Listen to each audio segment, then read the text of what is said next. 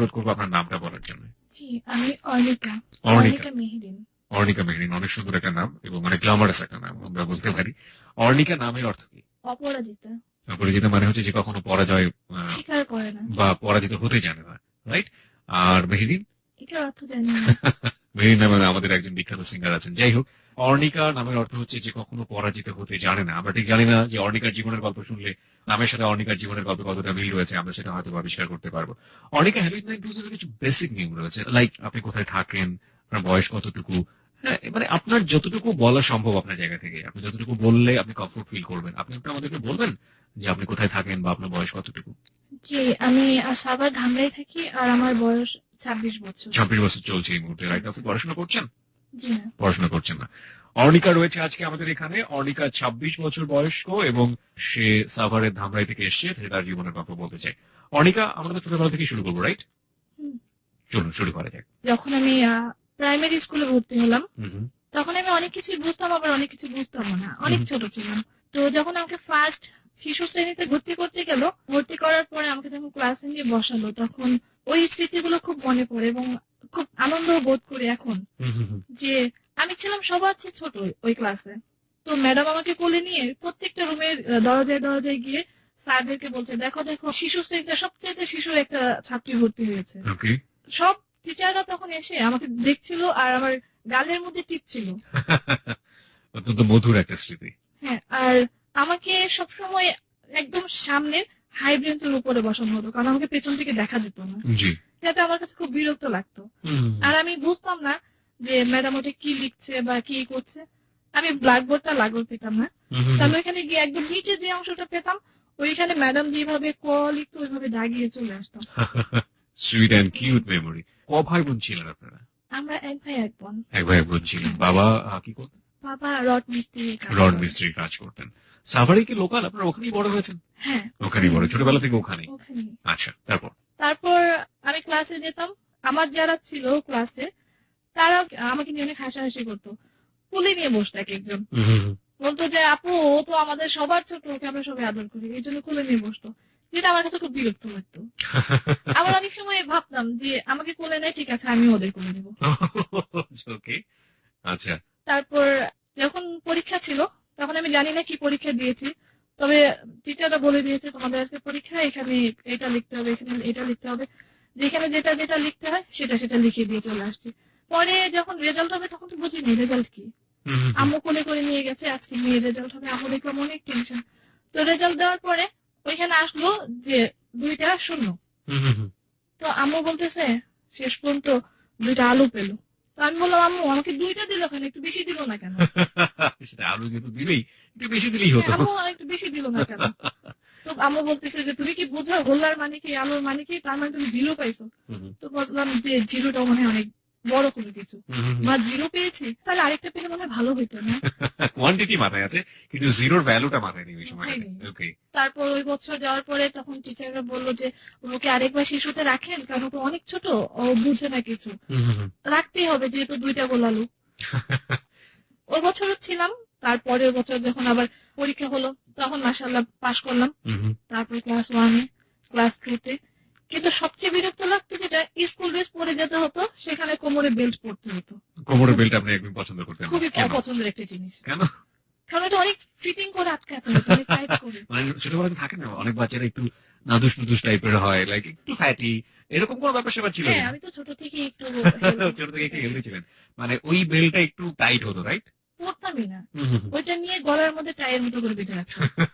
ওকে। তো ক্লাস 5-এ উঠলাম, পরীক্ষা দেওয়ার সময় তখন বুঝলাম যে আসলে লেখাপড়া কি।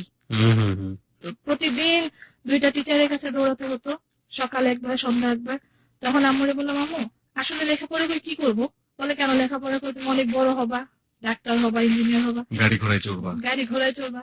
তখন বললাম আম্মু লেখাপড়া করলে কি মানুষ এগুলাই চড়ে? পরে বলে হ্যাঁ। পরে আমি বললাম যে আচ্ছা দাদু কি লেখাপড়া করতো? মানে আমার কথা ছিল সবসময় একটু কাছা। আমাদেরকে ছোটবেলায় বলতো যে লেখাপড়া করে যে গাড়ি ঘোড়া চড়ে সে, আর আমরা বড় হয়ে এটাকে বানিয়েছিলাম লেখাপড়া করে যে গাড়ি চাপা পড়ে সে। হ্যাঁ, এরকম অবস্থা আর কি। ইনফ্যাক্ট তাইও হচ্ছে, দেখতে হয় আর কিছু করার নেই। হ্যাঁ, তারপর আমাকে সবাই বললো যে বৃত্তি পরীক্ষা দিতে হবে। বৃত্তি পরীক্ষা এটা মনে হয় অন্য কিছু একটা, এটা মাথায় ছিল, বুঝতাম না এটা কি। বলতো না টাকা পয়সা পাওয়া যায় এটা করলে? না, এটা বলে না। এটা বললে খুব ভালো কাজ হতো। আমাদের ছোটবেলায় একবার আমার মা বলেছিল যে বৃত্তি পরীক্ষা দিলে তুমি টাকা পাবো, প্রতি মাসে 300 টাকা করে পাওয়া যায়। আমি সেই নেশায় ব্যাপক পড়াশোনা করেছিলাম, যাই হোক যদিও বৃত্তিটা পাইনি, আমি সেই আফসোসটা আমার সারা না, জীবন। বলেছিল যে বৃত্তি পরীক্ষায় পাশ করলে তুমি তার উপরে যে ক্লাসগুলো পড়বা সেগুলো তুমি ফ্রি পড়তে পারবা। ওকে, এটা বলছে। এখন তো আরো যখন পড়াশোনাই করতে চাই না, আমার যদি ফ্রি পড়তে চাই তাহলে তো বেশি বেশি করে পড়াবে। তো আম্মু বলতো সারাদিন পড়বা, বাইরে বাইরে ঘোরাঘুরি না। পড়তাম পড়তাম পড়তাম, যখন পরীক্ষা দিতে গেছি তখন টেবিলে খাতা টাতা প্রশ্ন দিছে, এখন পড়ে দেখি এমনি পরীক্ষাতেও যা লিখেছি সেম ওরকমই। তখন আমি বলতেছি স্যার আমি একটু বের হবো। বলে কেন? বলে আমি দরকার আছে স্যার, প্লিজ 1 মিনিট একটু বের হবো। তো স্যার ভাবছে যে আমি হয়তো অন্য কিছুর জন্য বের হতে যাচ্ছি। এখন বাইরে এসে আব্বুরে ডাকতেছি, বাবা বাবা বৃত্তি পরীক্ষা দেয় নাই তো, এটা তো এমনি পরীক্ষা দিচ্ছে। বলে মানে? আমি বলি দেখো এই যে এখানে যা যা লেখা তাই তাই। এখন আমি বলতেছে হ্যাঁ এইটাই পরীক্ষা পাশ করলে এটাকে বৃত্তি বলে। আমি তাহলে বললে হয়তো ফাইনাল পরীক্ষা। বলে না, ফাইনাল পরীক্ষা তোমার সামনে আছে। এক্স্যাক্টলি, মানে আপনি বৃত্তি পরীক্ষা মানে ধরে নিয়েছেন যে এমন কিছু যেটা অন্যরকম কিছু একটা হবে, আপনার বই থেকে সে প্রশ্নগুলো না আসবে বা আপনার পড়াশোনার বাইরের কিছু একটা হবে, কিন্তু আলটিমেটলি আপনি কমন পেয়েছেন সবকিছু। কমনই পেয়েছি সবকিছু। অঙ্ক পরীক্ষা দিন আমার পেছনে একজন একটা পাচ্ছে না, তো আমাকে বলতেছে যে আচ্ছা তুমি কি এটা আমাকে বলে দিতে পারবা? তুমি বলে আল্লাহ তুমি শিখো না, এটা না বৃত্তি পরীক্ষা, বৃত্তি পরীক্ষায় সবকিছু শিখতে হয়। আমি না এটা বৃত্তি পরীক্ষা, তোমাকে বলে দিলে যদি আমার মার্ক কমবে। লাস্ট পরীক্ষা দিয়ে আসার পর থেকে বাবাকে আমি প্রতিদিন কোথাইতাম, বাবা আমি কি বৃত্তি পাচ্ছি? আমি কি করে বলবো বৃত্তি পাবো? বলে তুমি বৃত্তি পেলে তোমাকে স্যাররা বলে দিবে। মানে এটা কি আপনি বড় সন্তান ছিলেন ফ্যামিলির? হ্যাঁ, আপনি বড় ছিলেন? ছোট ভাই অনেক ছোট, ও মাত্র 15 বছর পড়েছে। ওকে। তো পরীক্ষা শেষ হওয়ার পরে সবাই যখন স্কুলে দৌড়ে দৌড়ে যাইতেছে, আমি ভাবলাম যে আমিও আজকে যাবো। বলে তোমার তো বৃত্তি হয়ে গেছে, তোমার এখন আর ক্লাস নাই, আর সেই ফাইনাল পরীক্ষার সময় যাবা। তো মন খুব খারাপ। আমি প্রতিদিন স্কুলে যেতাম কারণ চকলেট পেতাম এই লোভে। বাসা থেকে চকলেট দিত? চকলেট না দিলে স্কুলে যেতাম না। বাবাকে বলতাম হয় চকলেট দিতে হবে না আইসক্রিম দিতে হবে। চকলেট পাবো না, এই দুঃখে মন খারাপ করে বসে থাকতাম। তো 15-16 দিন পরে বললো যে হ্যাঁ তোমাদের স্কুল খুলছে, তুমি স্কুলে যেতে পারো, তুমি যাচ্ছ না কেন? তো ওই দিন তো খুব মজা, বাবা 15 দিন স্কুলে যাইনি, কয়টা চকলেট পাওনা আছে। আর বাবাও অনেক বুদ্ধিমান ছিল, সে আমাকে ওই বড় চকলেট না, সে আমাকে একটা দামের ক্যান্ডি এনে দিত, কারণ বুঝতো যে চকলেট তো চকলেটই, ওকে তো চকলেট দিলেই হয়। তো ওই দিন আমাকে অনেকগুলো চকলেট এনে দিচ্ছে, বলে যাও। তো চকলেট খেতে খেতে খেতে খেতে গেলাম। ক্লাসে ঢোকার পরে সব স্যাররা বলতেছে কি তোমার কি এখনো বৃত্তি পরীক্ষা নিয়ে কোনো কনফিউশন আছে? আমি বললাম যে না। পরে আমি হেডমাস্টারের রুমে গেছি, কারণ এই রুমে কারো যাওয়ার নিষেধ। তারপর আমি আস্তে আস্তে গিয়ে হেড স্যারকে বলতেছি স্যার আমি কি বৃত্তি পাবো? ছোট থেকে তো অনেক হেলদি ছিলাম আর অনেক দুষ্টও ছিলাম। পরে স্যার বলতেছে যে ইনশাল্লাহ পাবা। তো আমি তো ভাবছি ইনশাল্লাহ এটা জানি আবার কি। ছোট মানুষদের আসলে অনেক কিউরিওসিটি থাকে, ও যে বয়সে বৃত্তি দিয়েছে সে বৃত্তি সম্পর্কে কিছু জানতো না, চারপাশের পরিবেশ সম্পর্কে কিছু জানতো না, শুধু জানতো চকলেট। চকলেট হলে স্কুলে যাওয়া যায়, স্কুলে গেলেই চকলেট পাওয়া যায়, স্কুলে গেলেই সবার সাথে ভালো সম্পর্ক রাখা যায়, স্যারদের কাছে গিয়ে জানা যায়। এই যে ব্যাপারগুলো, এগুলো নিয়ে আসলে যারা ছোট থাকে অনেক বেশি, তাদের সাথে অনেক অনেক মিল পাওয়া যাবে যারা এখন শুনছেন হ্যালো 8920। প্রিয় শ্রোতা, আপনাদের সবাইকে অ্যাড্রেস করছি, আপনারা চাইলে চলে আসতে পারেন আমাদের ফেসবুকে, ওখানে আমাদের অর্নিকে নিয়ে একটা রেডিও স্ট্যাটাস দেওয়া আছে, আপনারা চাইলে ওখানে গিয়ে কমেন্টস করতে পারেন, প্রশ্ন করতে পারেন। আমরা জীবনের গল্প শুরু করেছি মাত্র, ছোটবেলাতে রয়েছি আমরা। আজকে এই 26 বছরের অর্নিকাকে আবিষ্কার করতে চলেছি হ্যালো 8920 তে। আমাদের ফেসবুকের ঠিকানা www.facebook.com/hello8920। আমি আবারও বলি www.facebook.com/HELLO8920। ওখানে যাওয়ার পরে অবশ্যই লাইক দিতে ভুল করবেন না। লাইক দেওয়ার সঙ্গে সঙ্গে আপনি আমাদের হ্যালো 8920 মেম্বার হয়ে যাবেন। হ্যাঁ, তারপর স্যারের রুম থেকে বের হলাম, এখন সবাইকে বলতেছে শোনো স্যার আমাকে বলছে ইনশাআল্লাহ বৃত্তি পাবো। এখন সবাই তো হাসতেছে। তো পাশে একজন ভদ্রলোক ছিল যিনি আচার বিক্রি করতো, তো ওনার কাছ থেকে প্রতিদিন জলপাইয়ের আচার খেতাম। আচ্ছা। তো ওনাকে গিয়ে বলতেছে কাকা কাকা হেড স্যার আমাকে কি বলছে জানেন? বলে কি বলছে? বলে হেড স্যার আমাকে বলছে ইনশাআল্লাহ আমি বৃত্তি পাবো। তখন সে বলতেছে তাহলে আম্মু আমাকে মিষ্টি খাওয়াও। আমি বলে আচ্ছা ঠিক আছে খাওয়াবো না, আব্বুর কাছ থেকে টাকা নিয়ে আসি। তাহলে এক কাজ করেন কাকা। বলে কি? বলে আমার কাছে 2 টাকা আছে, আপনি মিষ্টি করে খেন, আপনি এখন 2 টাকার আচার খান।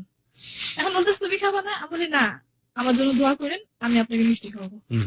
বলে আচ্ছা ঠিক আছে। তো এই ছোট ছোট মেমোরি গুলো অনেক সুন্দর করে মনে আছে না একদম ক্লিয়ারলি। আমি অবাক হচ্ছি অনেক বেশি। আমার ছোটবেলার অনেক বেশি memory I can remember this, but ভালো লাগে যখন কেউ মনে করে এবং সামনাসামনি যখন দেখি যে ওর সাথে আমারটাও মিলে যাচ্ছে।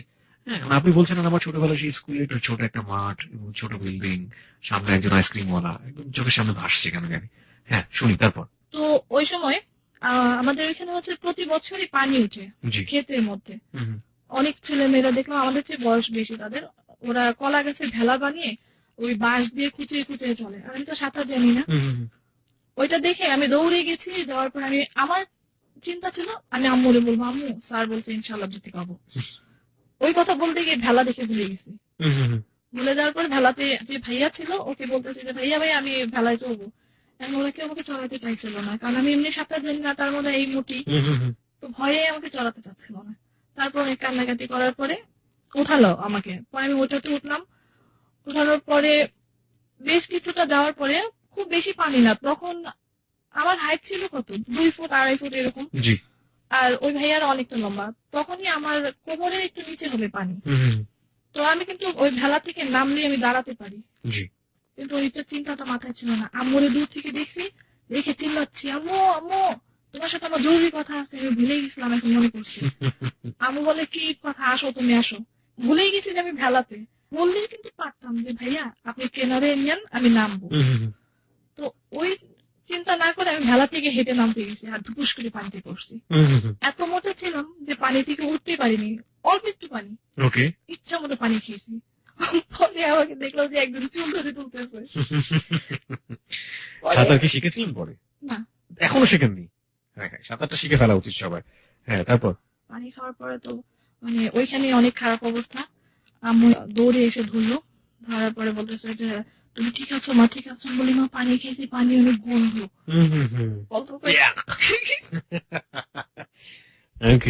তো আমি বলতেছি আম্মু পানির অনেক গন্ধ। বলে তোমার জন্য কি জায়গায় ফ্রিজের পানি এনে রাখছে না কিসের পানি এনে রাখছে, পচা পানি খেয়েছো, গন্ধ লাগবে না? তো আসার পরে পরে অনেক অসুস্থ হয়ে পড়ছিলাম। সেইখানেও বলতেছি আম্মু স্যার আমাকে বলছে ইনশাআল্লাহ আমি বৃত্তি পাবো। বলে আলহামদুলিল্লাহ। ইনশাআল্লাহ আপনি পাবেন, আমরা জানি পাবেন, দেখা যায় সামনে কি হয়। তো ওই ইনশাআল্লাহটাকে আমি ভাবছিলাম অনেক বড় একটা কিছু, স্যার মনে হয় প্রমিস করছে যে হ্যাঁ পাবো। তো আমি আম্মুকে বলতেছি আম্মু স্যার বলছে ইনশাআল্লাহ আমি বৃত্তি পাবো। এখন আমি বলতেছি আলহামদুলিল্লাহ। এখানে আলহামদুলিল্লাহ বললো কেন? তাহলে কি পেয়ে গেছি? জানি কোনো কিছু সফল হলে আলহামদুলিল্লাহ বলে, এটাই শুনে আসছি ছোট থেকে। আম্মু যখন আলহামদুলিল্লাহ বলছে তাহলে মনে হয় আমি বৃত্তি পেয়ে গেছি। হ্যাঁ। তো এখন আব্বু আসার পর আব্বুরে বলতেছি আব্বু জানো স্যার আমাকে বলছে ইনশাআল্লাহ আমি বৃত্তি পাবো। আম্মু আলহামদুলিল্লাহ বলছে। এখন আব্বুও বলছে আলহামদুলিল্লাহ। তো বলছে তাহলে টাকা দাও। বলে কেন? হ্যাঁ, আচারওয়ালা কাকা বলছে মিষ্টি খাওয়াইতে। বলে তোমার তো এখনো রেজাল্টই হয় নাই, রেজাল্ট হলে বোঝা যাবে যে তুমি আসলে কি করছো। তখন মনটা খারাপ হয়ে গেছে। তাহলে তোমরা স্যার ইনশাআল্লাহ বললো কেন, তোমরা আলহামদুলিল্লাহ বললো কেন? তো বৃত্তি যখন বের হইলো, নাম্বার অনেক কম পেয়েছিলাম, তারপর বৃত্তি পেয়েছিলাম। কংগ্রাচুলেশন, তালি হবে। ইনশাআল্লাহ আপনি পেয়েছেন, আলহামদুলিল্লাহ আপনি পেয়েছেন। ওকে, যাওয়ার সময় মিষ্টিটা খেয়ে যাবেন। ওকে, ইনশাআল্লাহ। ইনশাআল্লাহ। হ্যাঁ, তারপর তো সেই ঘটনাগুলো এখনো মনে পড়ে। চমৎকার একটা শৈশব। পরে আব্বু বললো যে তুমি নাম্বার অনেক কম পেয়েছো কিন্তু বৃত্তি পেয়েছো। তখন বলছে আব্বু নাম্বার কম পাই, বৃত্তি তো পেয়েছি, এখন ফ্রি পড়তে পারবো না? বলে হ্যাঁ ফ্রি পড়তে পারবা। তখনও বলে নাই যে মাসে মাসে টাকা দিবে। পরে যেমন একদিন আমাকে নিয়ে গেল, উপজেলাতে নিয়ে গেছে। সবাই আমাকে বলতেছে যে তুমি তো ভালো মেয়ে তাই না? আমি বলছি হ্যাঁ। পরে বলে এই যে বৃত্তি যে পেলে টাকা পাবা, এই টাকা দিয়ে কি করবা? তখন আমি চুপ হয়ে গেছি। বৃত্তি পেলে টাকা পাবো মানে আমি তো ফ্রি পড়বো, টাকা পাবো কেন? 150 টাকা করে দিত। তো প্রথম যেদিন টাকা পেয়েছিলাম মনে আছে এখনো, আমাদের এলাকাতে বিক্রি করে ছোট ছোট বাতাসা সাদা, ওগুলো কিনেছিলাম 20 টাকার।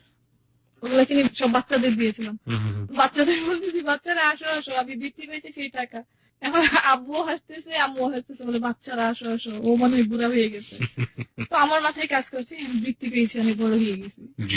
তারপর বৃত্তি পরীক্ষার কিছুদিন পর ফাইনাল পরীক্ষা পাশ করলাম। তখন আমার ছোট ভাইটা হলো। আমার যেদিন ফাইনাল পরীক্ষার রেজাল্ট আনতে যাই সেদিন আমার ছোট ভাই হলো। প্রায় 10 থেকে 11 বছরের ডিফারেন্স। সেদিন রেজাল্ট আনতে যাওয়ার আগের ঘটনা, আম্মুকে তো সবাই নিয়ে হসপিটালে যাচ্ছে। তো আমি আবার সাইকেল চালাতে পারতাম, বাইসাইকেল। ওকে। আমি সাইকেল নিয়ে আব্বুর কাছে গেছি যে আব্বু আব্বু আম্মুর তো অনেক অবস্থা খারাপ, সবাই আম্মুকে হসপিটালে নিয়ে যাচ্ছে, তুমি যাও, আমি স্কুলে যাচ্ছি, আমার রেজাল্ট হচ্ছে আজকে, আমি রেজাল্ট আনতে যাচ্ছি।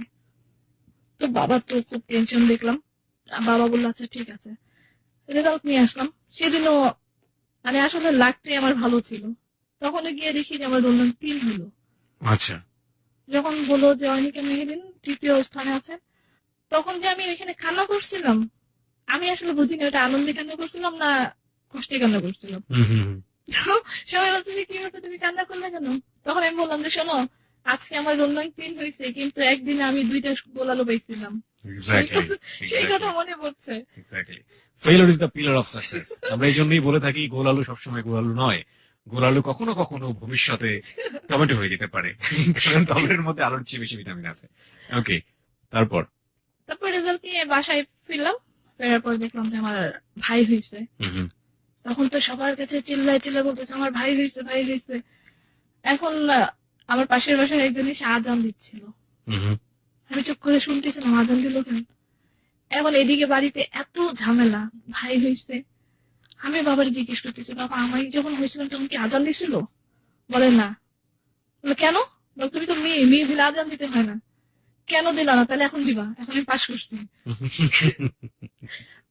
ওই যে ছোট থেকে খুব জিদি ছিলাম যে আমার বেলা কেন হলো না, ভাইয়ের বেলা কেন হলো। রাইট, শুরু হয়ে গেল বৈষম্য, আসছে একজন পরিবারে। সেটাই হয় আসলে ন্যাচারালি। বাচ্চারা তো আসলে এসব কিছু বোঝে না, ওকে একটা দিলে কেন আমাকে দিবে না 2টা, আমি বড় আমাকে 2টো দিতে হবে, এটাই হয়। হ্যাঁ, তারপরে যাই। ছোট ভাই হওয়ার পরে আব্বু বাসায় ফ্যান কিনলো। মানে আমার জিদ, তুমি ভাই হলো বলে ফ্যান কিনলো। আমি যখন বলছিলাম তখন কি আমি গরমে থাকি নাই? রাইট, ওকেও গরমে রাখো, সেটাই। আব্বু বললো যে না তোমার সময় ফ্যান ছিল, কিন্তু তখন তো তোমার নানু বাসায় ছিল তোমরা, এখন তো তোমার নিজের বাড়ি হয়েছে না, এখন রুম 2টা। এখন এক রুমে আব্বু আম্মু বাবু থাকে, আরেক রুমে আমি থাকি। এখন আব্বু আম্মুর কাছে কেন বাবু থাকে? তাহলে আমিও থাকবো। আমি হলে আরেকটা রুম করো, ওকে ওই রুমে রাখো। এখন ও তো ছোট, ও তো একা থাকতে পারবে না। তুমিও তো ছোটবেলা আমাদের কাছে ছিল, মানে ভাইকে নিয়ে সবসময় জেলাস ফিল করতাম। ওকে এ দেখতে আসতো, ও দেখতে আসতো, নতুন নতুন জামা নিয়ে আসতো, আর আমি বসে বসে কাঁদতাম যে ওর জন্য কেন তুমি নিয়ে আসতেছো, আমার জন্য একটা নিয়ে আসো। সবাই ভাই হয়েছে, তোমরা সবাই ছেলে দেখতে আসতেছো। তারপর আমি আমার বৃত্তি পাওয়া। হ্যাঁ, আমি বৃত্তি পেয়েছি, আবার আমার রোল নাম্বার 3 হয়েছে। 3 নাম্বার, যেখানে 2টা আলু পেয়েছিলাম সেখানে 3 নাম্বার রোল হয়েছে, বৃত্তি পেয়েছি।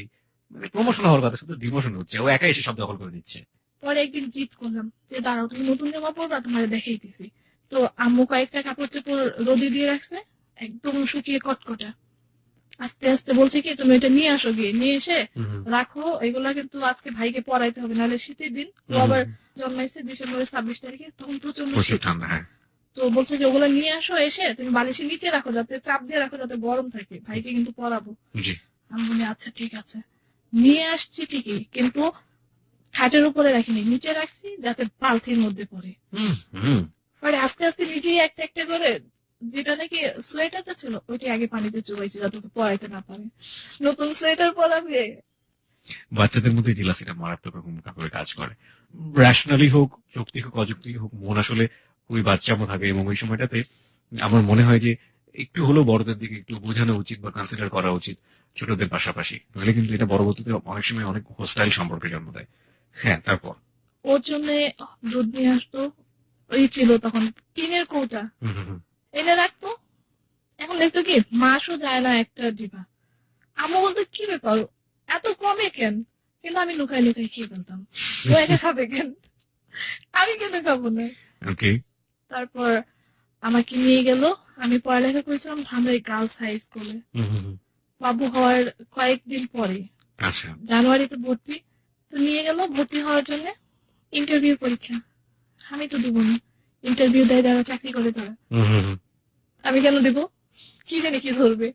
পরে বাবা বলতেছে না, ওই যে তোমার বৃত্তি পরীক্ষা যেরকম ওই রকমই একটা পরীক্ষা। এইখানে আমি টাকা পাবো, তাহলে তো ইন্টারভিউ পরীক্ষা দিতেই হয়। তখন বাবা বললো যে না দেখো, অনেকগুলো মানুষ পরীক্ষা দিবে, যদি ভালো রেজাল্ট করতে পারো তাহলে এই স্কুলে চান্স পাবা, না হলে এর চেয়ে খারাপ স্কুলে তোমাকে দিতে হবে। আমি বলি আমি তো পাবো চান্স, আমি রুম 3 না, চিন্তা করি না, তৃতীয় স্থান আছি আমি অবশ্যই টিকবো। তো পরীক্ষার যে হল রুমের মধ্যে আমার সিট পড়েছিল 7ম না 8ম বেঞ্চে। সব পরীক্ষার পরে লাস্ট পরীক্ষার দিন ছিল ধর্ম পরীক্ষা, সেদিন কোনো সিট দেয়নি, যে যেখানে বসতে পারে। আমি যাওয়ার আগে দেখি যে একটা মেয়ে ওই ইয়েতে বসে পড়ছে, কারণ এখানে তো সব মেয়েরাই পড়াশোনা করে, গার্লস স্কুল। একটা মেয়ে বসছে, তখন আমি ভাবলাম যে যাক এখন তো আর সিট না, যে যেখানে বসতে পারে। তো ওই মেয়েটা এখানে বসার পরে আমি বসছি একদম ফার্স্ট বেঞ্চে। ওই বেঞ্চে যে মেয়েটা বসতো, ওই মেয়েটা এসে আমার সামনে দাঁড়িয়ে বলতেছে কি যে তুমি উঠো, এটা আমার সিট, আমি এই সবগুলো পরীক্ষা এটাতে দিয়েছি। আমি বলছি তাতে কি, আজকে তো সিট নেই, আজকে যে যেখানে ইচ্ছা সেখানে বসতে পারে। একটা স্যার ছিল, ওই স্যার মনে হয় ওর আত্মীয় হবে এরকম। পরে ওই স্যারকে ডেকে বলতেছে স্যার এই মেয়েটা উঠতেছে না, আমি এখানে পরীক্ষা দিচ্ছি সবগুলো, এখন আমি বসবো। এখন ওই স্যার আমাকে এসে বলতেছে যে এখানে কেউ পরীক্ষা দিচ্ছে, এখানে তুমি বসবে কেন, অন্য সিটে যাও। আমি বললাম কেন স্যার আমি যাবো অন্য সিটে, ওই সিটে ওই মেয়েটা বসছে, আমার সিট খালি করে দেন তাইলে, তাহলে আমি ওর সিট খালি করে দিই, আপনি এভাবে বলেন কেন। তখন আমি বুঝি নাই যে ওই স্কুল আমাকে পড়তে হবে, অতএব স্যারের সাথে কথা বলা। এখন বলে স্যারদের সাথে কথা বলো, মুখে মুখে কথা বলো। আমি স্যার মুখে মুখে কথা বলছি না, আমি ঠিক কথা বলছি, আপনি আমার সিট খালি করে দেন তাহলে। পরে আমি বলছি এখানে আমার বসার রাইট আছে। তখন থেকে মানে অধিকার, আমার এখানে বসার অধিকার আছে স্যার, তাহলে আমার সিট খালি করে দেন, না হলে আমি এখান থেকে উঠবো না। পরে বলে অনেক জেদি মেয়ে। ই করার পরে আব্বু আবার বারান্দায় ছিল, পরে আসছে, আব্বু বলতেছে কি হয়েছে, বলে বাবা দেখো আমার সিট ওই মেয়েটা বসছে, আমি এখানে বসতে বলে স্যার এসে আমাকে ধমকাচ্ছে। স্যারকে বলছে যে স্যার কি হয়েছে, পরে বলে যে আপনার মেয়েকে ওই সিটে যান, ও এখানে বসে পরীক্ষা দিচ্ছে। এখন আমাকে বলতেছে বাবা তুমি তো ভালো মেয়ে। আমি বলছি হ্যাঁ ভালো মেয়ে। বলে ভালো মেয়েরা কখনো জিদ করে না, যাও তুমি পেছনের সিটে গিয়ে বসো। উঠে আসলাম, কারণ বাবা বলছে। আর এমন ছিলাম কেউ একটু আদর করে কোনো কিছু বোঝালে সঙ্গে সঙ্গে রাজি হয়েছিলেন। ওকে, তো পেছনের সিটে পরীক্ষা দিলাম, ধর্ম পরীক্ষা। এখন আরবি শব্দ লেখা, এটা কি, এটাকে বাংলায় লিখতে হবে, যেটা বুঝতেই পারছি না সেটা লিখবো কি করে। এখন যে কোনো 10টা অ্যান্সার করতে হবে, 6-7টা করছি, এখন আরবি শব্দ তো পাচ্ছি না। এখন আমি বলতেছি আমি কি করবো এটা। এখন স্যারকে ডাক দিছি, স্যার এদিকে একটু আসবেন। বলে কি, বলে স্যার এটার কি, বলে লা ইলাহা ইল্লাল্লাহু মুহাম্মাদুর রাসূলুল্লাহ, এটাকে বাংলায় লিখতে হবে। তো আমি তো এই দোয়া পারি, আমি আর বুঝি না যে এটা বাংলা অর্থটা লিখতে হবে। আমি লা ইলাহা ইল্লাল্লাহু মুহাম্মাদুর রাসূলুল্লাহ বাংলায় লিখে দিয়েছেন। হ্যাঁ, টিকে গেলাম পরীক্ষা। তারপরেও আর গুলো যেহেতু ভালো হয়েছে, বাংলা, ইংলিশ, অঙ্ক 3টা বিষয়ের উপরে বেশি প্রাধান্য দিয়েছে। 17 পাস, আমি 18 পেয়েছি। 17তে পাস, আচ্ছা আপনি 18 পেয়েছেন। ওকে। এখন বাসায় এসে তো আমার মন খারাপ, তখন তো বুঝি নাম্বার কম বেশি। বলছি বাবা আমি এতগুলো প্রশ্নের অ্যান্সার করলাম, আমাকে 18 দিল কেন। বলে ভাগ্য ভালো, এখনো তো গোলালও পাও নাই। তো টিকে যাওয়ার পরে ক্লাস শুরু করলাম। সবচাইতে বৃত্তি পাওয়া এগুলো আসলে ওইরকম ভাবে নিজেকে নাড়া দেয় না, কারণ তখন আমি এগুলো বুঝিনি। তো আমার ছোটবেলায় আমার প্যারালাইসিস হয় একবার, এই কথাটা আমি বলতে ভুলে গিয়েছিলাম। আচ্ছা। তখন আমার সমস্ত শরীরই প্যারালাইসিস হয়ে গেছিল। এখন সমস্ত শরীর ভালো, শুধু ডান হাতটা এখনো অকেজ আছে। কত বছর বয়স এটা? এটা 1.5 বছর বয়সে। কি টিকা দেওয়ার আগে না পরে? আমাকে টিকাই দেওয়া হয়নি। টিকা দেওয়া হয়নি কখনো? প্রবলেমটা কি ছিল? তা বলতে পারবো না, সবাই বলছে পোলিও হয়েছে। পোলিও জাতীয় বা কোনো কিছু। ওকে। তো আমার ডান হাতটা এখনো আমি কাজ করতে পারি না, উপর দিকে তুলতে পারি না। ক্লাস 6-এ ওঠার যখন প্রায় 4-5 মাস পরে ইন্টার স্কুল খেলা হয়। আমি আবার প্রথম থেকে ব্যাডমিন্টন, দাবা, এই খেলা দুটো খুব পছন্দ করতাম, অন্য কোনো খেলা আমার ভালো লাগতো না। তো স্যারকে বললাম কি স্যার আমি ব্যাডমিন্টন খেলায় অংশ নিতে চাচ্ছি। তো স্যার আমাকে বললো যে এটা তো সম্ভব না অনিকা, তোমার একটা হাত অকেজো, তুমি এটাতে কাজ করতে পারো না, আর এক হাত দিয়ে ব্যাডমিন্টন খেলবা, এত মানুষের মধ্যে তুমি পারবা না। খুব কষ্ট পেয়েছিলাম ওদিন, যে স্যার আমাকে মনে করাই দিল যে আমার একটা হাত। তো তারপর আমি না ওইরকম ভাবেই করিনি, আমার জিদ, সবসময় জিদ করতাম। বলতাম স্যার আমি খেলা দিব, পারি আর না পারি। পরে স্যার বললো যে ঠিক আছে তুমি নাম লিখে দাও, খেলা এগুলো আমি তোমাকে বলবো না। না স্যার সিলেক্ট করা না করা সেটাই না, আমি খেলা দেবো, এটা হচ্ছে কথা। তো ওই দিন ছিল রবিবার, আমার এখনো দিনটা মনে আছে, কারণ আমার জন্ম হয়েছিল রবিবারে। আচ্ছা। রবিবারটা আমার জন্য একটা লাগ। 3rd রাউন্ড, ফার্স্ট রাউন্ডে টিকে গেলাম, স্যাররা তো ভাবতেছে এই যে এখন দ্বিতীয় রাউন্ডে জানি কি হয়। দ্বিতীয় রাউন্ডে হচ্ছে একজন একজন, ফার্স্ট রাউন্ডেও একজন একজন, দ্বিতীয় রাউন্ডে একজন একজন, দ্বিতীয় রাউন্ডেও আমি টিকে গেলাম। যখন থার্ড রাউন্ডে হচ্ছিল তখন আমাদের এলাকার অনেক দূরে একটা এলাকা আছে শরীফ ভাগনাম, ওই এলাকার একটা মেয়ের সাথে খেলা। তো মেয়েটাকে দেখে মনে হয়েছিল যে আমার চেয়ে শক্তিশালী, কি জানি হয়। তারপরে মানে সেই জিত করলাম, যা ফেল করি আর পাশ করি, খেলা তো দিচ্ছি, ট্রফি নেই আর না নেই, আমি খেলে যাব। সেই খেলা 10 পয়েন্টের ছিল আর আমি 2টা খেলাতে 20 পয়েন্ট সংগ্রহ করেছিলাম। এখন খেলতেছি এমন একটা পর্যায়ে যখন লাস্ট পয়েন্টের সময়, তখন আমি এত জোরে ফেদারটাকে মারছিলাম যে একদম মেয়েটা যদি ব্যাট টাচ না করতো ও দিতে যায় শেষ পয়েন্টে, ও করছে ওইটাকে জোর করে মারতে গেছে, এখন একদম ওর ব্যাটের মধ্যে বাড়ি খেয়ে আউট হয়ে গেছে। এমন চিৎকার দিছি। পরে ট্রফি যখন আমার হাতে দিল তখন আমি স্যারের দিকে তাকালাম, স্যারের দিকে তাকানোর পরে স্যার দেখি সবচেয়ে বেশি খুশি এবং আমাকে এসে বললো যে অর্ণিকা আসলে তুমি পারছো, তুমি দেখাই দিলা যে এক হাতেও খেলা যায়। তখন আমি স্যারকে সালাম করলাম। Good, very good. সেই ট্রফিটা এখনো আমার ঘরে আছে। ইন্সপিরেশন, জীবনের প্রথম ধাক্কা এবং সেখান থেকে অনেক বড় একটা পাওয়া। প্রতিবন্ধকতাকে উতরে যাওয়া যায় যদি মনের অদম্য স্পৃহা থাকে। তো তখন থেকে আব্বু বাসায় আসার পরে বললো, মা এই ধরনের খেলা খেলো না, তুমি তুমি এখন বড় হয়েছো। আর তখন থেকে ওই স্কুলে ফ্রক সিস্টেম বাদ, তখন সালোয়ার কামিজ, বেলটালা ওড়না, উপরে স্কার্ফ পরো, বড় হয়েছো না এখন। ওইভাবে কিছুদিন যাওয়ার পরে দেখলাম যে আসলে বড় হয়েছি। এখন অনেকেই পছন্দ করে, দেখতাম রাস্তাঘাটে, মুখ দেখলে তো বোঝা যেত, অনেকেই পছন্দ করতো, হাসতো। তো আমার আম্মু একটু অসুস্থ হয়ে পড়ছিল, তখন আমার আম্মুর মামাতো বোন, তাকে আমাদের বাসায় এনে রাখা হয় এবং তার ভাই ছিল, সে আমার আম্মুর মামাতো ভাই এবং আমার মামা হন। তার বোনকে যখন আমাদের বাসায় আনা হয়, আম্মু অনেক অসুস্থ ছিল, আম্মুর টিউমার ছিল পেটে। তো ওই সময় তাকে রাখার পর ওনার ভাই মাঝে মাঝে আসতো, আসার পর উনি দেখতাম যে আমাকে দেখে মুচকি মুচকি হাসতো, তখন খুব বিরক্ত বোধ করতাম। কি এটা সম্পর্কে কি হয়? আমার মামা হন, মানে আমার আম্মুর ফুফাতো ভাই। আচ্ছা, আমার মামা, মানে এক ধরনের দুঃসম্পর্কের মামা। হ্যাঁ, দুঃসম্পর্কের মামা। তো উনি এসে মাঝে মানে মুচকি মুচকি হাসতো, আমি বুঝতাম না এগুলো কেন হাসতো। মুচকি মুচকি হাসতো মানে ওনার বয়স তখন কত ছিল? কত হবে, 17-18 বছর বয়স। কোন ক্লাসে পড়তেন এটা মনে আছে উনি ওই সময়টাতে? উনি পড়াশোনা করতেন না। আর আপনি তখন ক্লাস 6 এ পড়ছেন? হ্যাঁ। ওকে। তো এরকম বেশ কয়েকদিন যায়, রমজান আসে, রোজার মাস, রমজানের মাস, প্রতিদিনই সে বাসায় আসতো ইফতারের আগে। আচ্ছা, ইফতার আমাদের সাথে করতো। এখন আমি খুব বিরক্ত বোধ করতাম যে প্রত্যেকদিন ইফতারের সময় কেন আসবে। তখন আম্মুরে বললাম, আম্মু মামাকে বললো উনি যেন না আসে ইফতারের সময়। আমি খুব বিরক্ত বোধ করি, আব্বাও রাগারাগি করে, তুমি কিন্তু বলে দিও আর যেন না আসে। পরে আম্মু বললো যে তোমার মামা হয় আর ওনার বোন আমাদের বাসায় আছে, কিভাবে না করি, তুমি বুঝো না, তুমি বড় হয়েছো। পরে কিছু বলতাম না, এরকম আস্তে আস্তে কেমন জানি বেশি আসা শুরু করলো। আচ্ছা আচ্ছা। তখন আমি একজন লোককে বললাম যে দেখেন আপনি প্রতিদিনই বাসায় আসেন কেন? বলে কেন, তোমার কোনো সমস্যা? আমি হ্যাঁ, সমস্যা না, একটা মানুষের বাসায় প্রতিদিন আসলে মানুষ বিরক্ত বোধ করে না, একটু ইরিটেটিং লাগতো, রাইট? হ্যাঁ, ওকে।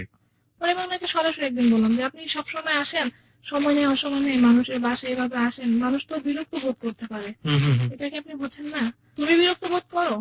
আমাকে সরাসরি প্রশ্ন আমাকে না করলে তার আমি আপনাকে বলতাম না। অবশ্যই বিরক্ত বোধ করছি। বলে আচ্ছা ঠিক আছে, এখন তো বাসায় আসবো না। তো রাস্তায় যখন বেরোতাম পায়ের সামনে ফুল ছুঁড়ে মারতো। হ্যাঁ, ওকে। আবার অনেক সময় দেখা যেত যে স্কুলে যাচ্ছি, রিক্সাওয়ালারে বলে দিত যে ওনাকে নিয়ে যান, ভাড়া আমি দিয়ে দিই। ভাড়া দিয়ে দিত, রিক্সাওয়ালা বলতো আপা আপা আসেন আসেন। তো উঠে যেতাম, যাওয়ার পর ভাড়া দিতে যাওয়ার সময় বলতো যে না, ওই ভাইয়া দিয়ে দিছে। এরকম কয়েকদিন হয়, অনেকদিন হয়। স্কুলে যাওয়ার পর স্কুলের ভেতরে বাচ্চাদের দিয়ে চিঠি পাঠিয়ে দিত, মানে এত উত্তক্ত করা শুরু করলো। পরে আমি এসে বাসায় আম্মুকে বললাম যে আম্মু এরকম ওহাব মামা, ওর নাম ছিল ওহাব, তো বলতো আম্মু ওহাব মামা এরকম শুরু করছে, তোমরা কি কিছু করবা? না করলে কিন্তু আমি লেখাপড়া করবো না, আমি বাসায় বসে থাকবো। পরে বলছে যে আচ্ছা ঠিক আছে, ওকে আমি বলে দেবো না। তো আম্মু বলছিল কিনা আমি জানি না, তারপর ও উত্তক্ত করা বাদ দেয়নি। তারপরে টিফিন পাঠিয়ে দিত বাচ্চাদের দিয়ে। ওই বাচ্চাদের জিজ্ঞেস করতাম কে দিছে, ভাবতাম হয়তো বাবা পাঠিয়ে দিছে। তো বাচ্চা বলতো এখানে একটা ভাইয়া বানানো উনি পাঠিয়ে দিয়েছে। একদিন একটা চিঠি পাঠিয়ে দিয়েছে, সেদিন আমার প্রাইভেট স্যার আমার পাশে। ওকে। ওই চিঠিটার মধ্যে অনেক কিছু লেখা ছিল, স্যারের হাতে পড়ছে, স্যার পড়ার পরে সে বাসায় নিয়ে আসছে। আসার পরে আব্বু আম্মুরে বলছে যে এইরকম অবস্থা, আপনারা কোনো ব্যবস্থা নিচ্ছেন না কেন, মেয়েটার এরকম জ্বালাচ্ছে, দেখেন কোনো কিছু করা যায় কিনা। তো আব্বু আম্মু ওর আব্বু আম্মুর কাছে বললো যে দেখেন ও তো আমার ভাই, আর ওর ভাগ্নি হয় আমার মেয়ে, তো ও যে এরকম করতেছে এটাতে এলাকার মানুষ জানাজানি বলে কি হবে, এটা দুইটা পরিবারের উপরে প্রভাব পড়বে, আর তার মধ্যে আমার মেয়েটা অনেক ছোট, তো এখন ওগুলো বুঝে না। তো ওর বাবা মা নাকি ওকে অনেক বকাঝকা করছে যে তোর ভাগ্নি হয়, তুই কেন এরকম করছিস।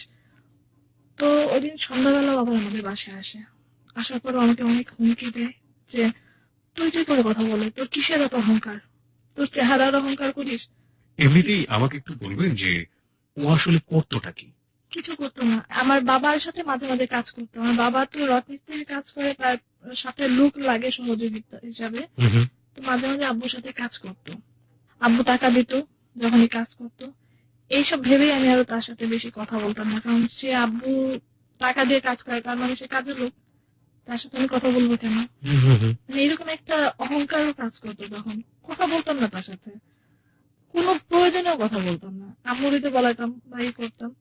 তো ওই দিন এসে বলতেছে যে খুব অহংকার তোর না, খুব অহংকার তোর, তোর অহংকার যেদিন ভাঙবে সেদিন তুই বুঝবি আমি তোর অহংকার ভাঙবো। এই কথাগুলো আমি আবার আম্মুরে বলি, আম্মু সে আমাকে এই কথাগুলো এসে বলে গেল, বাসায় বলে গেল তোমরা কি কোনো কিছু করবা না এগুলো নিয়ে। আমি খুব আম্মুর সাথে খুব রাগারাগি করলাম। মা তখন কি বলে? মা তখন বলতেছে যে ঠিক আছে তুমি অস্থির হও না, আমি তোমার আব্বুরে বলতেছি, আব্বুরে দেও ওর মাকে বলাইতেছি। তো আব্বু আবার ওর আব্বার কাছে বলছে। প্যারেন্টাল সাপোর্টটা তখন পেতেন, আপনার পরিবার থেকে সাপোর্টটা পেতেন? ওকে। তো বাবা আবার ওর বাবার কাছে বলছে যে আপনারা কি কোনো ব্যবস্থা নিবেন নাকি আমরা নিব, আমাকে যদি চাপায় না তাহলে কিন্তু সমস্যা হবে। আব্বা গিয়ে একটু বকাঝকা দিয়ে আসছে, তো ওর বাবা আবার ওকে অনেক বকাঝকা করছে। তার 3 দিন পর। প্রিয় শ্রোতা, আমরা এই জায়গায় ছোট্ট একটা বিরতি নিতে চাই। আমরা গল্পের একটু সামারি আপনাকে জানিয়ে দিতে চাই। এই মুহূর্তে যারা যোগ দিলেন, আমরা এখানে অর্ণিকার জীবনের গল্প উপস্থাপন করছি, যে অর্ণিকাকে আমরা এখন পর্যন্ত আবিষ্কার করতে পেরেছি, বা যে অর্ণিকা আমরা এখন পর্যন্ত আবিষ্কার করতে পেরেছি।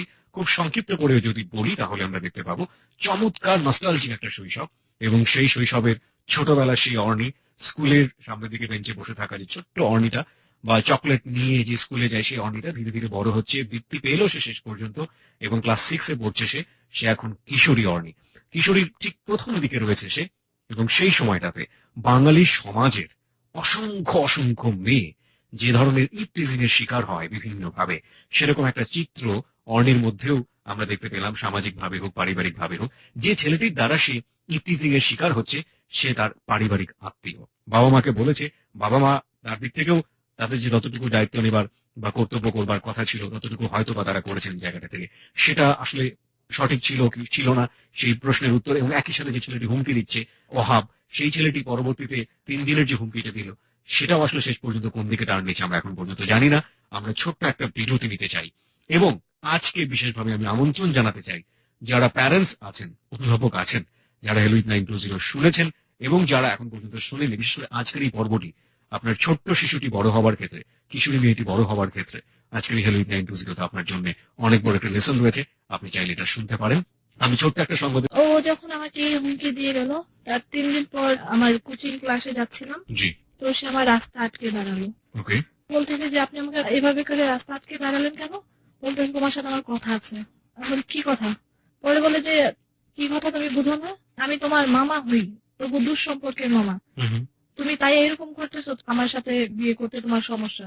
তো এই কথা বলার পরে আমি ওকে একটু খারাপ ভাষায় বকা দিয়েছিলাম যে তোমার মতো মানুষকে জুতা পেটা করা উচিত, আমাকে যদি তুমি আর একটু চাপাও তাহলে আমি তোমার রাস্তার মধ্যে স্যান্ডেল দিয়ে মারবো। এই কথা বলার পরে বলতেছে তোর অহংকার খুব না, অহংকার খুব, দাঁড়া তোর আমি দেখাইতেছি, তোর অহংকার যদি আমি ভাঙতে না পারি তো আমার বাবা একটা না। এই কথা বলে গেল। পরে আমি বলছি যে যা যা যা করতে পারিস করিস। তো আমি কোচিং এ চলে গেলাম, বাসায় আসলাম 6:30। জি। তখন রাস্তার পাশে থেকে আমার ফুফাতো বোনের মেয়ে, ওর নাম সুমি, ও আমাকে বললো যে আন্টি তুমি কি স্কুল থেকে আসলা? আমি বলি হ্যাঁ বাবা স্কুল থেকে আসলাম। পরে বললো চলো, তখন ওর বয়স অনেক ছোট ছিল, এখন ওর বয়স 17 কি 18। জি। তো আমার সাথে আসলো, আসার পরে যখন আমি বাসার ভিতরে ঢুকতেছি তখন ও এসে আমার সামনে দাঁড়ায়। তখন আমি তো মানে অনেক রেগে গেছি। বাবা তো বাবার কাজের সাইডে, সে সারাক্ষণই কাজ নিয়ে ব্যস্ত, কারণ কাজ না করলে তো ভাত নাই। আর মা ছিল আমার নানু বাসা, আমাদের বাসার একটু সামনে। সন্ধ্যাবেলা তো বাসায় কেউ নেই, মা ছোট ভাই নানু বাসায়। তো আমাদের বাসাটা আবার একটু খোলা, বাউন্ডারি করা না। দুইটা বাড়ি, এই পাশে একটা আর এই পূর্ব পাশে ছিল মাটির একটা ঘর। তো মাটির ঘরে আড়ালে লুকিয়েছিল, আমরা খেয়াল করিনি। তো বাসার ভিতরে যখন ঢুকলাম, ওহাব যখন ঢুকলাম তখন ও আমার সামনে এসে দাঁড়ালো। তখন আমি ওরে তুই করে বলছি যে তুই এখানে কেন, তোর এত বড় সাহস হলো কেন বাসার ভিতরে ঢুকলি? কয় এখানে কেন আসছি, জানিস না তোরে দেখতে আইছি। ও আমাকে তুই তুই করে বলতেছিল। ওরে বললাম যে আমার দেখতে হবে কেন, আমাকে রূপ জ্বালাইছে, জীবনে দেখোস নাই, যা বেরো বাসা থেকে। বেরো বাসা থেকে বলার সাথে সাথে বলে হ্যাঁ তোর রূপ জ্বালায় নাই, তোর রূপ জ্বালাবে বলেই আমার মুখে সে অ্যাসিড ছড়ে মারে। সে অ্যাসিড ছড়ে মেরে দৌড়ে পালিয়ে যায়। পালানোর আগে আসে আমার ফুফাতো বোনের মেয়ে যে ছিল, সে পাশে ছিল আমার, সে আবার চিৎকার করে উঠছিল যে খালারে কি বললো, আমি বলে দেবো সবাই। তো ওর হাতে ছিল একটা কৌটার মতো। আমার ফুফাতো বোনের মেয়ে চিৎকার করার সঙ্গে সঙ্গে ওকেও ছুড়ে মারে। তো ওর মুখে লাগে নাই, ওর হাতে পায়ে পিঠে বুকের সামনে একটু ওর গায়ে লাগে। পরে আমি তো অনেক চিৎকার করতেছিলাম। একটা মানুষের গায়ে একটা লোহা লাল করে পুড়ে মাংসের মধ্যে ঢলে যেরকম পড়তে পড়তে ভেতরে যায়, ঠিক সেরকম যন্ত্রণা ছিল। বোঝাতে পারবো না সে যন্ত্রণাটা কি। বাসায় কেউ ছিল না, একা একা অনেক চিৎকার করছে। পরে আমার দাদু আমার ফুপু যখন দৌড়ে আসলো, দেখলো যে আমার সারা গায়ের ভিতরে কি যেন মানে ভাতের মাঠ বলকানোর মতো আমার রক্তগুলো বলকে বলকে উঠতেছে। পরে মানে চাচাতো ভাই যখন দেখলো যে আমার সারা গায়ের কাপড় গুলো পুড়ে গেছে একদম, তখন সে আর কিছু না পেরে ঘরের পাশে যে পাটা মোছার আমরা বলি চটের ছালা, সেই ছালা আমার উপরে দিয়ে ঢেকে দিয়েছে।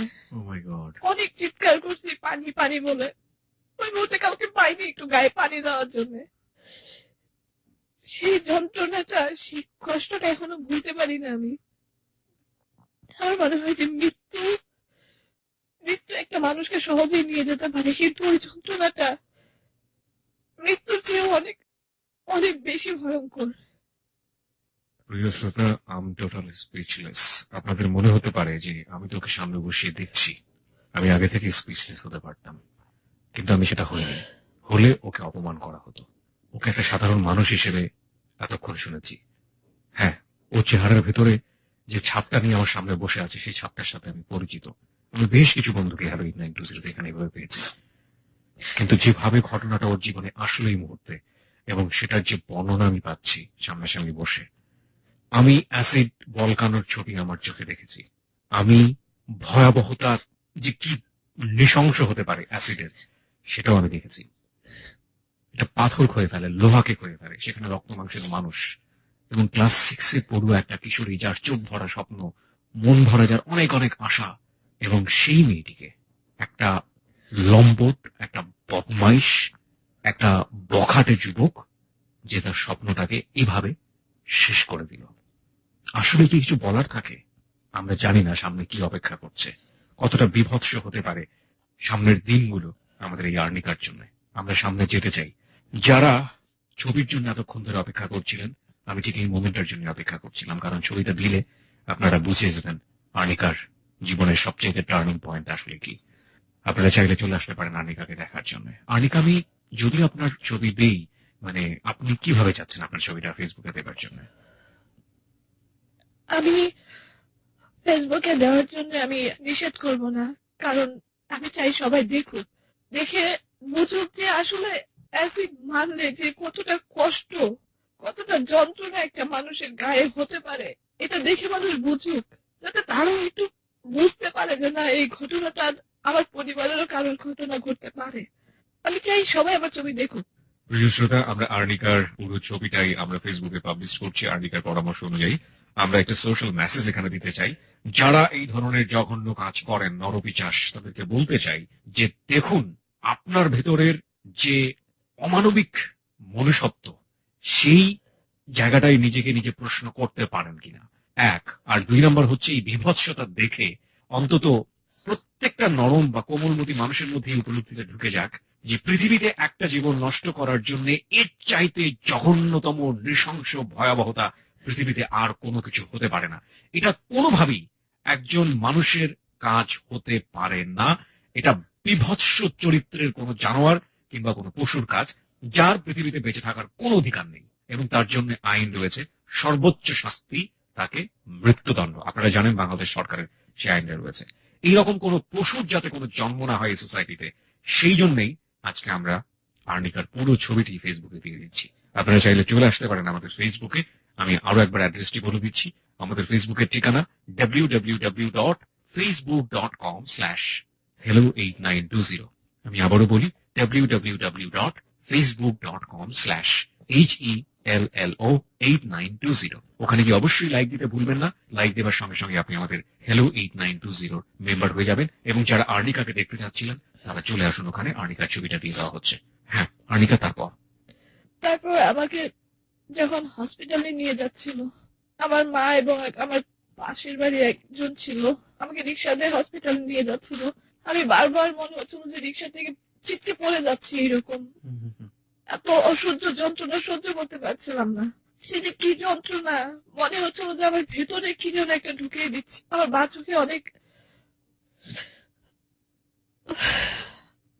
আমার বাথরুমটা সম্পূর্ণ নষ্ট হয়ে গিয়েছিল অ্যাসিড লেগে। তারপর আমাদের এখানে হসপিটালে নিয়ে যাওয়ার পরে তারা কোনো ট্রিটমেন্ট করতে পারে না। আমাকে রেফার করলো ঢাকা মেডিকেল কলেজে। সেখানে যাওয়ার পর চিকিৎসা, আজ এই চিকিৎসা, কাল ওই চিকিৎসা, প্রত্যেকটা পদে পদে ওষুধ কিনো, আয়াকে দাও। এত টাকা খরচ বহন করার মতো সামর্থ্য আমার বাবার ছিল না, যার কারণে অনেক কষ্টে আমার চিকিৎসা হয়। যখন আয়া বালতি ভরে পানি এনে সাবান নিয়ে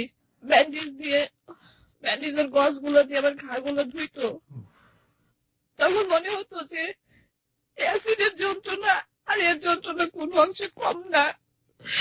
তারপরেও কষ্ট করে সহ্য করতে হচ্ছে। Can you feel the shout? ও তো কান্নাকাটি করছে।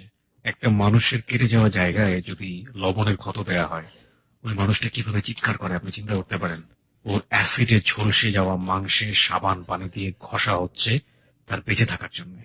আপনি চিন্তা করতে পারেন যে কতটা কষ্টের, কতটা নির্মম হতে পারে সেই মুহূর্তটা। সারা জীবন কেটেও এই ফিলিংসটা বোঝানো সম্ভব না। তারপর এভাবে করে করে বেশ কিছুদিন চলে গেল। হাসপাতালে রেখে চিকিৎসা করার মতো খরচ আমার বাবা বহন করতে পারে নাই। 2-3 মাস হসপিটালে থাকার পরে বাসায় নিয়ে আসলো আমার ঘা সহ।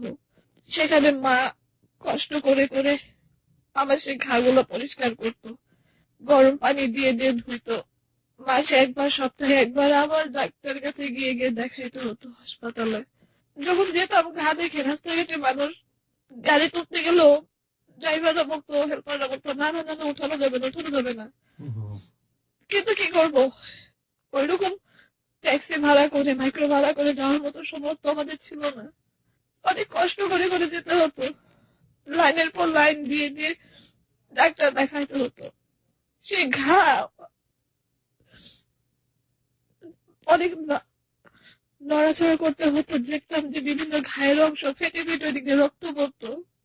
অনেক কষ্ট হতো, কিন্তু কিছু বলতে পারতাম না, কারণ আমাকে বেঁচে থাকতে হবে, অনেক ঘাগুলো সারতে হবে। প্রায় 8-9 মাস এই জীবন যুদ্ধের সাথে যুদ্ধ করে করে অনেক আস্তে আস্তে সেরে উঠলাম। আপনি একটু বলবেন যে ওই জানোয়ারটার কি হলো? আমি ওকে মানুষের নাম ধরেই সম্বোধন করতে চাই না, আমি একদম সজ্ঞানে মস্তিষ্কে ওকে আমি জানোয়ার বলেই সম্বোধন করতে চাই। ওর কি হলো আমি একটু জানতে চাই। ও কি করলো স্টেপ বাই স্টেপ? আমার এই অবস্থা হওয়ার 3 দিনের দিন ও ধরা পড়ে। কিভাবে ধরা পড়ে? সরকারবাদী কেস হয়। কেস হওয়ার পরে আমার বাবাকে এসে জিজ্ঞেস করে যে আপনি কাকে কাকে এই মামলাতে দিতে যাচ্ছেন।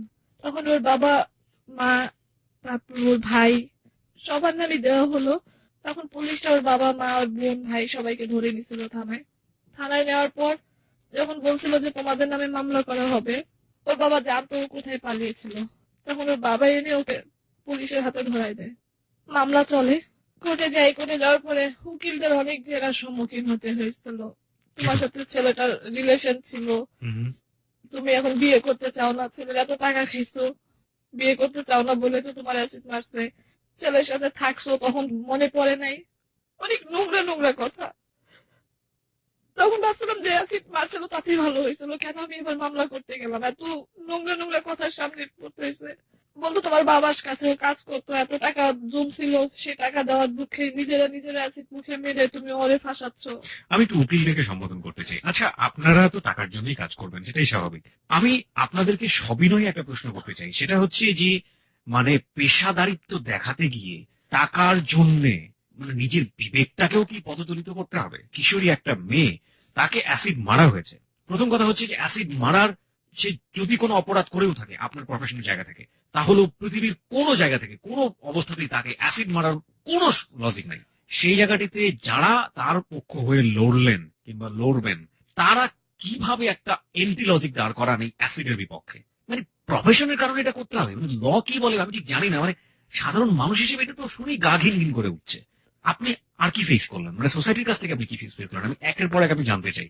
কারণ আপনি ক্লাস 6-এ অ্যাসিড ভিক্টিমাইজ হয়েছেন, তারপরে আপনি আজকে 26 বছর বয়সের আর্নিকা। আমি তো মনে করি যে অ্যাসিড ভিক্টিম তো হলেন, তারপরের যে লম্বা লাইফ সেটা তো আরো ভয়াবহ হওয়ার কথা। আমি একটু স্টেপ বাই স্টেপ যেতে চাই। তারপর উকিলদের অনেক জেরার হওয়ার পরে একের পর এক সাক্ষী চললো। সাক্ষী চলার পর প্রত্যেকটা তারিখে 2000, 4000, 5000 এরকম টাকা দিতে হতো, যেটা আমার বাবার পক্ষে সম্ভব ছিল। এটা আপনাকে দিতে হতো? হ্যাঁ।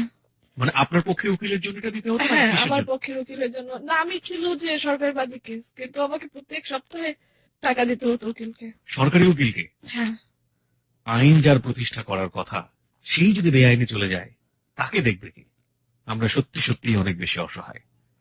তারপর এই খরচটা আমার বাবার বহন করার কোনো উপায় ছিল না। পরে এক পর্যায়ে বললাম যে বাবা, আমার জীবনে যা হয়েছে হয়েছে, আর মামলার পিছনে দৌড়াতে হবে না, মামলা যেখানে ইচ্ছে সেখানে যাক। পরে আমরা 4-5টা তারিখ আর যাইনি। পরে আমার এলাকারই একজন লোক ছিল, যার কাছ থেকে শুনলাম যে সে নিজে লিখে দিছিল। সে আমাকে একদিন বলতেছিল যে মা, আমারে আসলে মাফ করে দিয়ে, আমি আসলে বুঝি না, আমারে অনেকে ধরছিল, মানে এলাকার প্রভাবশালী লোকেরা ধরছিল লিখে দেওয়ার জন্য। তো আমরা একটা কি লিখে কোর্টে জমা দিছিলাম, যার কারণে ওর শাস্তি অনেকটা কম হয়েছে, ও তো বের হয়ে আসছে।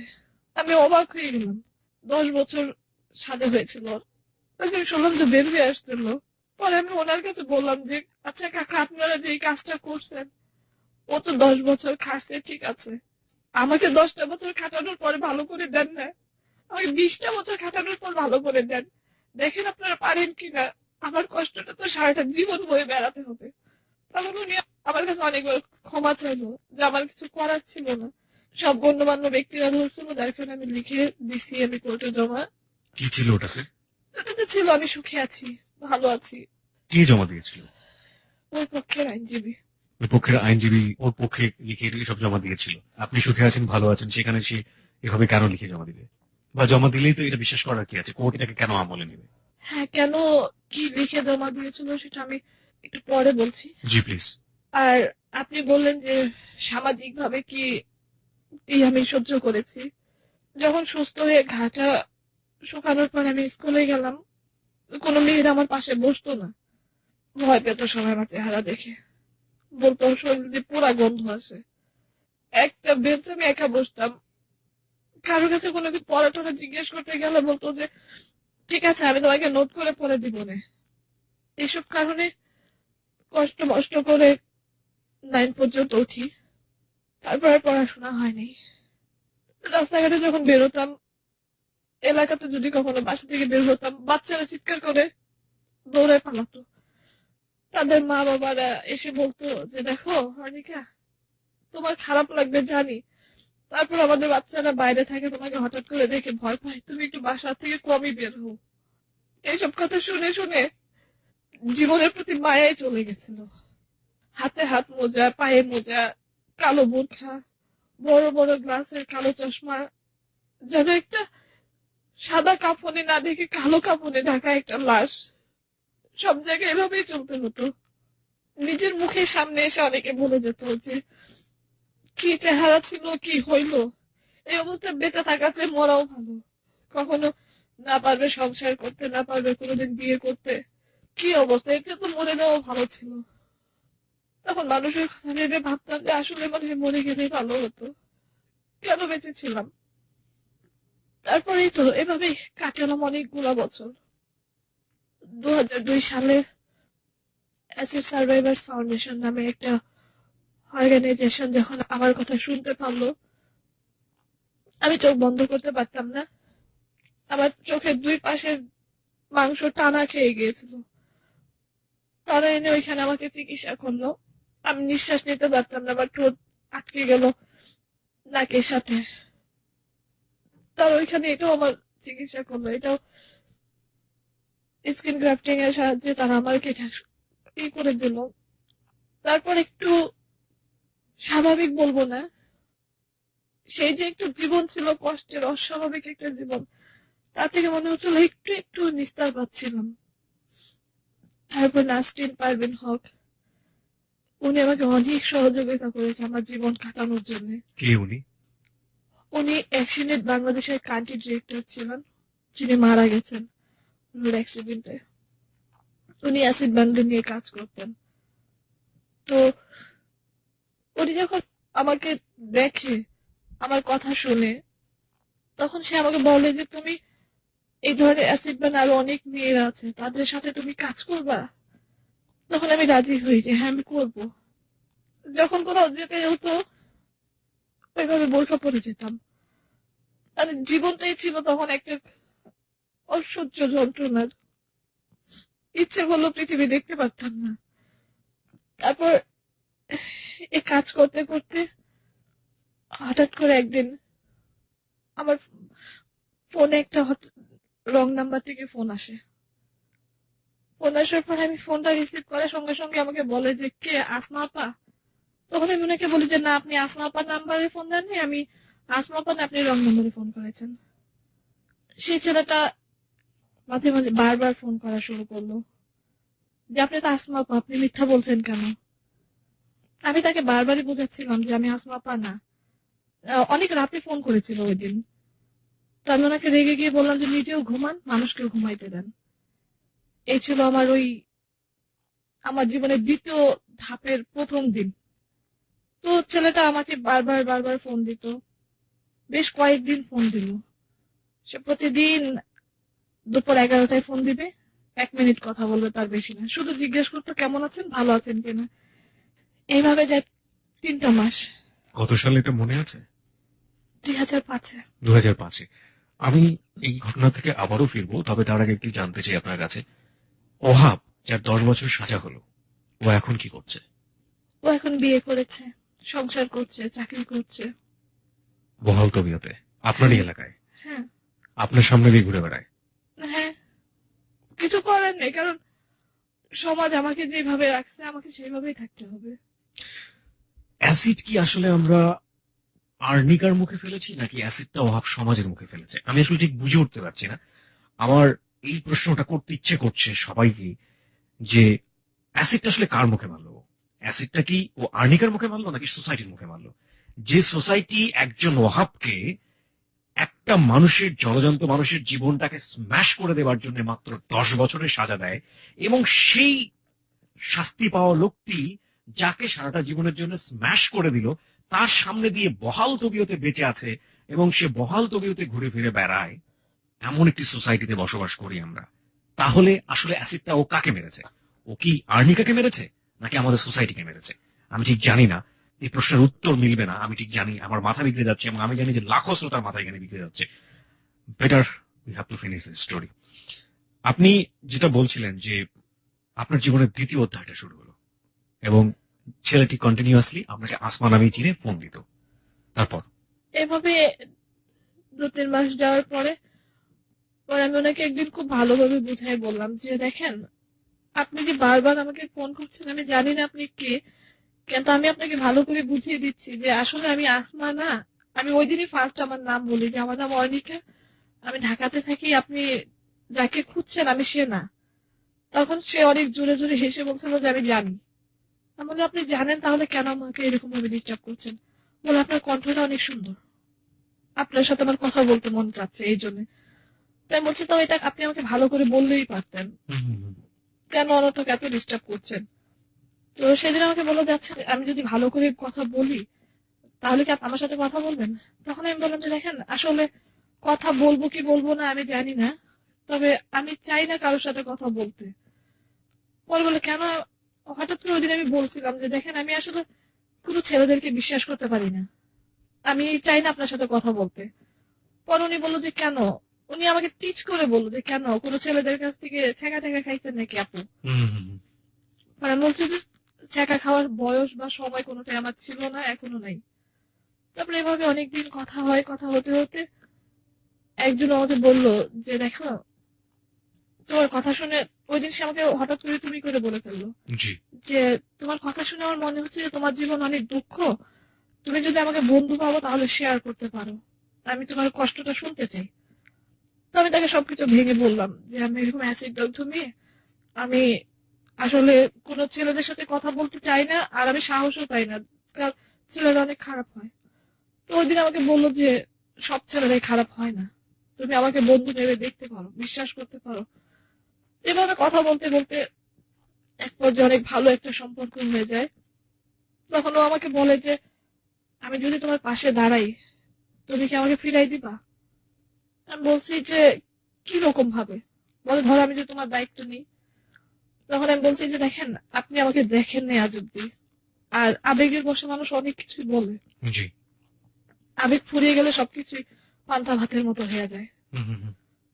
তখন বলে যে আচ্ছা ঠিক আছে, আমি তোমাকে দেখতে চাই না, আমি তোমার দায়িত্ব নিতে চাই, তুমি দেখো ছেলেরা কেমন হতে পারে, সব ছেলে দেখ না। পরে আমি আপনাকে বললাম আচ্ছা ঠিক আছে দেখা যাক, আমি আপনাকে আমার ছবি পাঠাই, আমার ছবি দেখেন, দেখে তারপর ডিসিশন নেন যে আপনি আসলে কি করবেন। আমাকে বললো যে তোমার ছবি আমার লাগবে না, তোমার কি হয়েছে, তোমার অ্যাসিড মারছে তাতে কি হয়েছে, তোমার দুটো চোখ বন্ধ হয়ে গেছে, তোমার হাত পঙ্গু হয়ে গেছে, তোমার পা পঙ্গু হয়ে গেছে, তোমার সাথে আমি কখনো স্বামী স্ত্রীর যে রিলেশন হয় সেটা পারবো না, আমার দরকার নেই, তুমি শুধু আমার সামনে এরকম মিষ্টি মিষ্টি করে কথা বলবা, তাতে আমার চলবে। আমাদের না, তারপরে আপনি আমার ছবি দেখেন, আপনি ডিসিশন নেন, কারণ আবেগ দিয়ে কোনো কিছু চালানোর চেষ্টা করবেন না। পরে আমাকে বলে যে না আমি তোমার ছবি দেখবো না, ছবি দেখার পরে যদি তোমাকে আমার বিয়ে করার ইচ্ছা না থাকে, ও আমাকে বললো যে তুমি আমার ছবি দেখো, যদি ভালো লাগে তাহলে করবে। পরে বললাম যে দেখেন যেখানে আপনি আমার ছবি দেখবেন না সেখানে আপনার ছবি দেখে আপনাকে অপমান করার মতো দুঃসাহস আমার নেই, আমার দরকার নেই। আপনি যদি পারেন তো আপনার গার্জিয়ান নিয়ে আসেন, এসে সরাসরি আমাকে দেখে যান। তো বললো ঠিক আছে আমি তোমাকে দেখতে আসবো। প্রতিদিন ফোন করতো আমি খেয়েছি কিনা, আমি কখন গোসল করছি, ঠান্ডা পানি দিয়ে করছি কিনা, অনেক অনেক কেয়ার নিত। একদিন ও ওর একটা বোনের হাজবেন্ড, ওর এক বন্ধু আর ওর এক মামা হঠাৎ করে কাউকে না জেনে আমাদের বাসায় আসলো দেখার জন্য। নামটা জানতে পারি ওর? ওর নাম ছিল জুয়েল। ওকে। দেখার পরে আমাকে বললো যে তুমি যেভাবে বলছো তোমার চেহারার বর্ণনা সে আন্দাজে তো কিছু না, তুমি তো দেখতে অনেক ভালো, তাহলে তুমি আমাকে এত ভয় দেখাইছো কেন? আমি বলছি দেখেন যা না তার চেয়ে বেশি বলতে হয়, কারণ আমি আপনাকে একটাই বলছি যে আবেগের কোন স্থানে আমার কাছে নেই। তো দোলা ভাইও দেখে কি কি যেন ওরা বাইরে আলাপ করলো জানি না। তারপর আমাদের বাসায় অনেক রান্না বাড়া হলো, খাওয়া দাওয়া হলো, বিকেল বেলা ওরা চলে গেল। চলে যাওয়ার পরে 2 দিন 3 দিন আর কোনো খবর নেই। হঠাৎ করে আবার ফোন দিয়ে বললো যে তোমার বাসা থেকে লোক পাঠাও আমার বাড়ি ঘরে এসে দেখে যেতে বলো।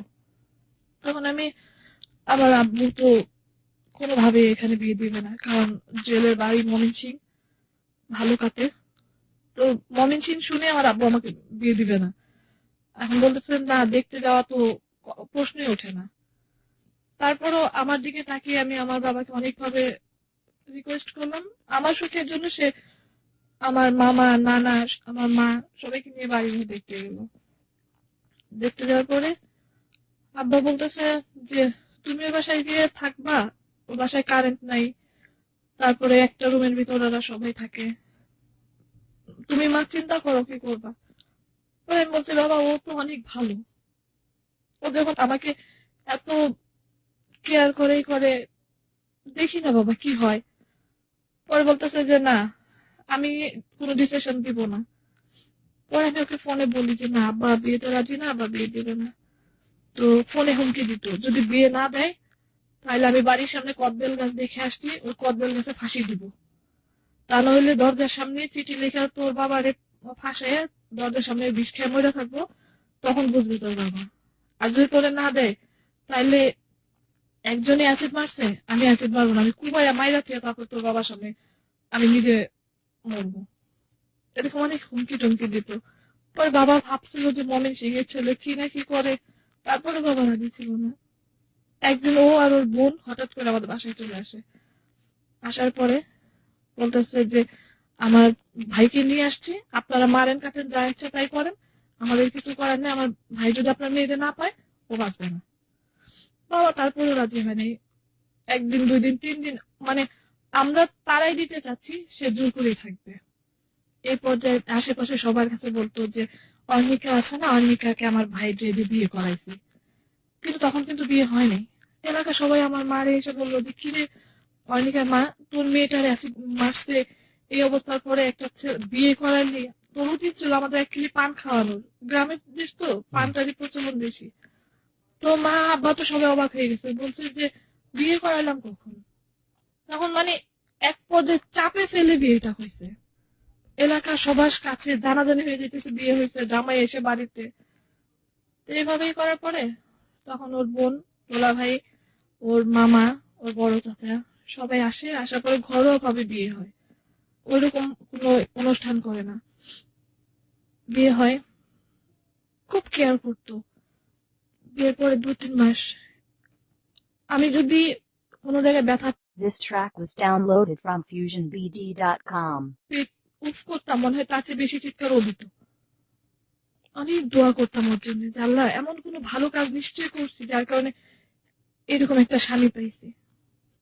অনেক কেয়ার করতো। আমি আবার ছোট থেকেই চকলেট খাওয়ার অভ্যাস। প্রতি রাতে চকলেট এগুলো সামলাই নিয়ে আসতো। নিয়ে এসে আমি ঘুমাই থাকতাম, ঘুমের মধ্যে ডেকে ডেকে তুলে আমাকে চকলেট খাওয়াইতো। তো এখন এইভাবে 3-4 মাস গেল, যাওয়ার পরে বাবা বলতেছে কি যে ও তো এখন এখানে থাকে, তো ওর একটা কাজ টাজ করা উচিত, সারাক্ষণ ঘরের ভিতরে বসে থেকে একটা কাজ করা উচিত। ও আবার মোবাইল সার্ভিসিং এর কাজ জানতো। তো বাবা কম্পিউটার এটা সেটা সম্পূর্ণ সবকিছু কিনে টিনে দিয়ে একটা দোকান দিয়ে দিল। দোকান দিয়ে দেওয়ার পর বলতো দোকানে এই জিনিস লাগবে, এই জিনিস লাগবে, এই জিনিস লাগবে, বলে বলে 4,000, 5,000, 10,000, মানে 2-3 মাস পর পরই এরকম শুরু করলো। তারপরে বায়না ধরলো বিদেশ যাবে। বিদেশ গেল। কোন দেশে গেল? মালয়েশিয়া। বিদেশ যাওয়ার 3 মাস পর আমার সাথে এমন ব্যবহার করা শুরু করলো যে আমি ওকে বলতাম যে তুমি খাইছো, আমি খাইছি কি না খাইছি সেটা আমার ব্যাপার, SMS করছিস কেন ফোন দেওয়ার জন্য, কিছুই বুঝতাম না। আমি বলতাম যে তোমার কি মন খারাপ, অফিসে কোনো ঝামেলা হয়েছে? বলে আচ্ছা ফোন রাখলাম, বাই, ফোন রেখে দিত। তারপরে আমার আম্মু ফোন দিলে বলতো কি যে বিদেশ আসছে টাকা কামানোর জন্য, টাকা কাউরে দেওয়ার জন্য না। একটা জিনিস মনে রাখবেন যে আমারও ভবিষ্যৎ আছে। তো মা বলতো তুমি এইসব কথা বলতেছো কেন জুয়েল, তোমারে তো আমরা বলিনি যে আমাদেরকে টাকা দাও, আমার মেয়েরও টাকা দাও এটাও বলিনি, তুমি ভালো আছো কিনা এটা জানার জন্য ফোন দিছি। ওর মেন কথাটা ছিল ও যখন বিদেশ যায় তখন ওর ভাই ওকে বিদেশ পাঠায়। ওর কথা ছিল যে 2.5 লাখ টাকা লাগছে, আমার যৌতুকের টাকা দিচ্ছেন ঠিক আছে, আমার বিদেশ যাওয়ার জন্য আপনারা টাকা দিলেন না কেন? কিন্তু ওই অ্যাবিলিটি তো আমার বাবার ছিল না। যৌতুক নেই 50,000 টাকা আপনার কাছে? হ্যাঁ, 50,000 টাকা যৌতুক নেয়। এই কারণে ও আমার সাথে এত খারাপ ব্যবহার করা শুরু করলো যে আমি সহ্য করতে পারতেছিলাম না। পরে আমি ফোনই দেওয়া বাদ দিয়ে দিলাম। তখন একদিন ও আমাকে ফোন দিয়ে বললো কি যে নতুন একটা পাইছিস, ফোন দিচ্ছিস না যে। মানে আমার কাছে তখন একদম আমি শক ছিলাম যে কি কারণে এই কথাগুলো বলছে। তখন আমি বুঝি নাই যে ওর উদ্দেশ্য ছিল আমি ওর বিদেশ যাওয়ার সময় কেন টাকা দিলাম না। কিন্তু তারপরে ওর বিদেশে যাওয়ার যত মার্কেটিং লাগে, একটা স্যান্ডেল থেকে শুরু করে 1 ডজন ব্লেড পর্যন্ত আমার বাসা থেকে কিনা দেওয়া হয়েছে। এরকম কথা বলতো, তখন আমি ওকে জিদ করে বলছিলাম যে হ্যাঁ পাইছি, এই জন্য তো ফোন দেয়নি। এই কথা বলার পর যে কি কথাগুলো বলে আমারে, সেগুলো ভাষায় বলার মতো না। তার 13-14 দিন পরে আমি ওরে বললাম কি যে শোনো, আমি তো এসএফ এ যাচ্ছি, আমার আরেকটা অপারেশন হবে। বলে তো আমাকে বলিস কেন, তোর বাপ মা আছে না? এসএফ এ গেলাম, অপারেশন করলাম। অপারেশনের পরে জ্ঞান ফেরার পর তার পর দিন যখন একটু কথা বলতে পারি, তখন আমি ওকে আমার এসএমএস পাঠাইছি যে আমার অপারেশন শেষ, আমি এখন একটু ভালো আছি, এই জন্য তোমার সাথে কথা বলতে চাচ্ছিলাম। ভালোই তো হয়েছে, অপারেশন করছি, সুন্দর হয়েছে, যখন একটা না আরো 10টা ধর। তখন আমি ওকে বললাম যে, আচ্ছা তুমি কেন আমার সাথে এরকম ব্যবহার করতেছো? তুমি সত্যি করে বলো তো, আমার কোনো দোষ তুমি পাইছো? বলে না, তোরা তো বিয়ে করছিলাম তোর চেহারা দেখার জন্য, তোর মিষ্টি মিষ্টি কথা বলার শোনার জন্য। সেই কথাগুলো শোনার পরে অপারেশন করার দ্বিতীয় দিন গায়ে ক্ষত, ঘায়ের যন্ত্রণা, সেই যন্ত্রণা ভুলে গেছিলাম হৃদয়ের যন্ত্রণার কাছে। তারপরও কখনো কিছু বলিনি। 18 মাস থেকে ও চলে আসলো, এরকম ব্যবহার করতো। ব্যবহার করার পরে ওরই চাচাতো ভাই ছিল, যাকে আমি দাদু বলে ডাকতাম, খুব আদর করতো আমাকে। আমাকে বলতো, জানি আমাদের বাড়ির মধ্যে বউ একটাই আসছে, সে হচ্ছিস তুই, সবাইকে আপন করে নিতে পারবি। তো সে দাদুকে আমি ফোন করলাম, দাদু জুয়েল কেন আমার সাথে এরকম করতেছে, আমার কি কোনো দোষ আছে? পরে সে দাদু আমাকে বললো কি যে তুমি কিছু জানো না? আমি বললাম না, আমি তো কিছুই জানি না, কি হয়েছে? তখন আমাকে দাদু বললো যে জুয়েল ওইখান থেকে আমাদের এলাকার সালমা নামের এক মেয়ের সাথে ওর সম্পর্ক, ওই মেয়েকে লেখাপড়ার খরচ দিচ্ছে, ওই মেয়ের যাবতীয় যা লাগছে সব ও বহন করছে। আমি শুনে বিশ্বাস করিনি যে ও এরকম করতেই পারে না।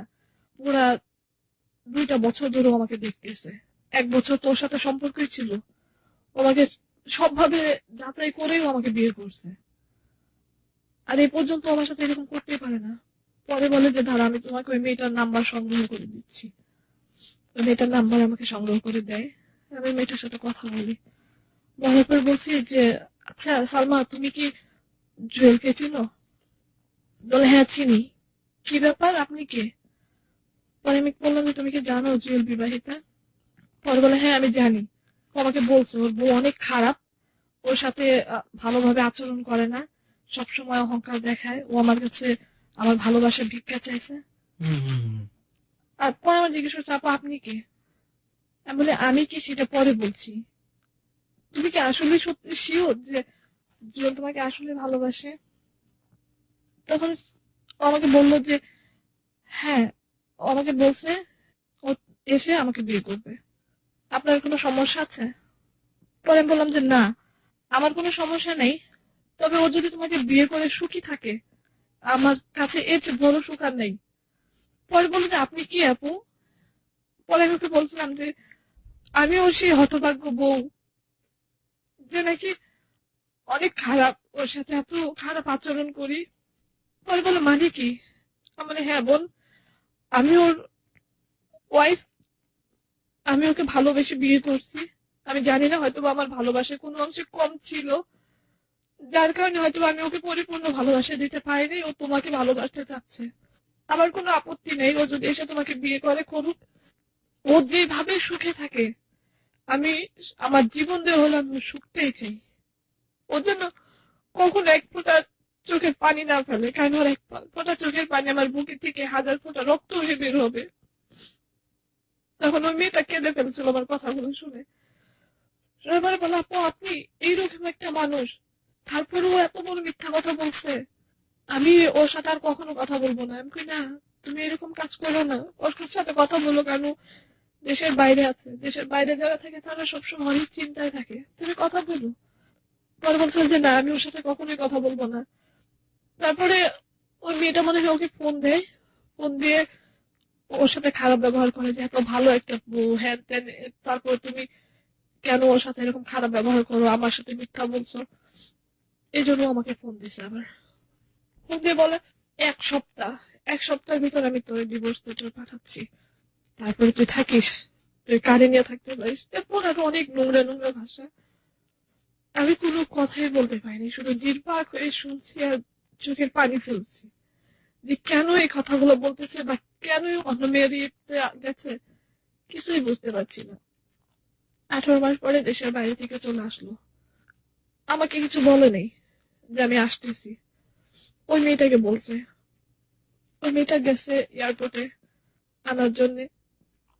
আসার পরের দিন ওর চাচা আমাকে ফোন দিয়ে বলতেছে যে হয়নি, তুমি কি জানো জেল দেশে ফিরছে? আমি বলি না, আমি তো জানি না। বলে জেল গতকালে দেশে ফিরছে।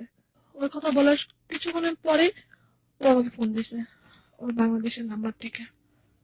ফোন দেওয়ার পরে বলতেছে কি, অর্নি আমি তো বাংলাদেশে আসছি, তোকে বলি নাই, সারপ্রাইজ দিব বলে। তখন আমি ভাবছি যে ওইখানে খারাপ ব্যবহার করছে, এখন মনে হয় ও আমার সাথে খারাপ ব্যবহার করবে না, যেহেতু আমাকে সারপ্রাইজ দেওয়ার জন্য আসছে। তখন আমি বললাম যে আচ্ছা ঠিক আছে, কখন আসতেছো? বলতেছে হ্যাঁ কিছুক্ষণ পরে আসতেছি। এসে বাসায় আসছিলাম, তো এসে অনেক টায়ার্ড হয়ে গেছিলাম, ঘুমাইছিলাম, আমি রেডি টেডি হয়ে আসতেছি। এর আগে একটু বলি, ও 18 মাস দেশের বাইরে ছিল।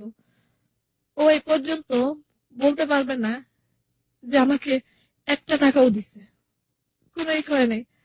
এমনকি বিয়ের পর থেকে এ অব্দি আমি বলতে পারবো না যে ওর টাকায় কেনা 1 কেজি চালের ভাত আমি খাইছি বা 1 সেট কাপড় আমি পরছি। বিয়ের পর থেকে আমার বাবাই আমাকে চালাইছে। আমার বাবা ওর কাপড় চোপড় দিছে, আমার কাপড় চোপড় দিছে। বাড়িতে আসছে, আমাদের বাসায় আসলো ওই দিন। আসার পর আব্বু আম্মু সবাই তোর সাথে রাগ, কথা বলবে না কেউ। পরে ও এসে বলতেছে মানে আব্বা আম্মা আমার সাথে কথা বলতেছে না, কি করবো? আমি বলি, আগে তো রাগ করছে, তারপরে তুমি বিদেশ থেকে আসতে অন্তত পারতাম আমার ছোট ভাইটার জন্য একটা গাড়ি অন্তত নিয়ে আসতে, কিছুই না। তারপর আব্বু আম্মু কিছু বলে নাই, খালি একমাত্র আমার মুখের দিকে তাকিয়ে। তারপর আবার সেই দোকান আবার খুললো, বলে ওইখানে আমার কাম কাজ করতে পারি নাই, আমারই অনেক প্রবলেম হয়েছে, এই জন্য আমি চলে আসছি। আবার সেই কম্পিউটারের দোকান খুললো, মোবাইল সার্ভিসিং এর। প্রতিদিন কাজ করতো। আমার ছোট ভাই গিয়ে দোকানে বসলে 1 ঘন্টা 2 ঘন্টা বসলে ওটা তাড়াই দিত। বলতো কি আপু, প্রতিদিন তো অন্তত পক্ষে 1200-1300 টাকার কাজ হয়, দুলা ভাই তোমার টাকা দেয় না? ও আমার কাছে 10-20 টাকা চাইলে আমি দিতে পারতাম না, বলতাম যে আমি কই পাবো, আমি তো আর চাকরি করি না। বলে কেন প্রতিদিন দুলা ভাই এত টাকা কাজ করে, তোমার কি 1 টাকাও দেয় না? পরে বললাম তোর দুলা ভাই কাজ করে মানে তোর দুলা ভাই না বলে সারাদিন বসেই থাকে, ও তো 1 টাকা বলে ই করতে পারে না। আমি যেদিন যাই ওই দিন তো 1 ঘন্টা 1.5 ঘন্টার ভিতরে 1-1.5 হাজার টাকার কাজ হয়। কিছুই বলতাম না, চুপচাপ থাকতাম। বাসায় আসতো, এমন একটা নিয়ে আসতো যে কথা বলতেও ভয় পেতাম। ছোটখাটো কথাতেই ঝগড়া শুরু করতো। আপনার বাসাতেই? হ্যাঁ, কিন্তু আমি আব্বু আম্মুর বলতেও পারতাম না, কারণ ওরা তো কেউ বিয়ে দিতে চায় নাই, আমি তো জোর করছি বিয়ের জন্য। আর আমার আব্বু আম্মু শুনলে অনেক কষ্ট পাবে। মা পরপর 2 বার স্ট্রোক করেছিল, এই ভয়ে কাউকে জানাইতেও পারতাম না। যদি কোনো কথা এমন ভাবে বলতো, বাবা মা তুলে কথা বলতো, যদি প্রতিবাদ করতে যেতাম অমনি গায়ে হাত তুলতো। এমন কোনো রাত নাই যে মার খাইনি আমি। তারপরে ভাবছি যে স্বামী খোদার পরে নাকি তারই আসুন। প্রতিটা রাত ছোটখাটো বিষয় নিয়ে ঠাস ঠাস থাপড় দিত। তো আমি তাকে বলতাম যে দেখো, আমি যদি কোনো অন্যায় করে থাকি তুমি আমার সারা গায়ে মেরো, আমি কোনো প্রতিবাদ করবো না, কিন্তু তোমার কাছে হাত জোর করে তুমি আমার মাথায় গালে মেরো না, কারণ এখানে মারলে আমি সহ্য করতে পারি না, অনেক কষ্ট হয় আমার।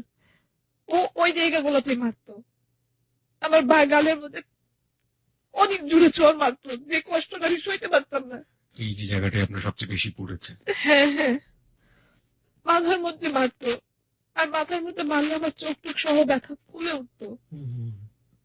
তারপরেও কিছু বলতে পারতাম না। যদি জিজ্ঞেস করতাম যে তুমি কেন আমার সাথে এরকম করো, একটা কথাই বলতো, তোর তো পূর্ণিমার চেহারা দেখার জন্য বিয়ে করছি। আর একটা কথা বলতো যেটার উত্তর আমি বুঝতাম না যে আসলে কি বলতো। আমাকে বলতো কি, কুত্তায় দেখে না ফুলের বাগান।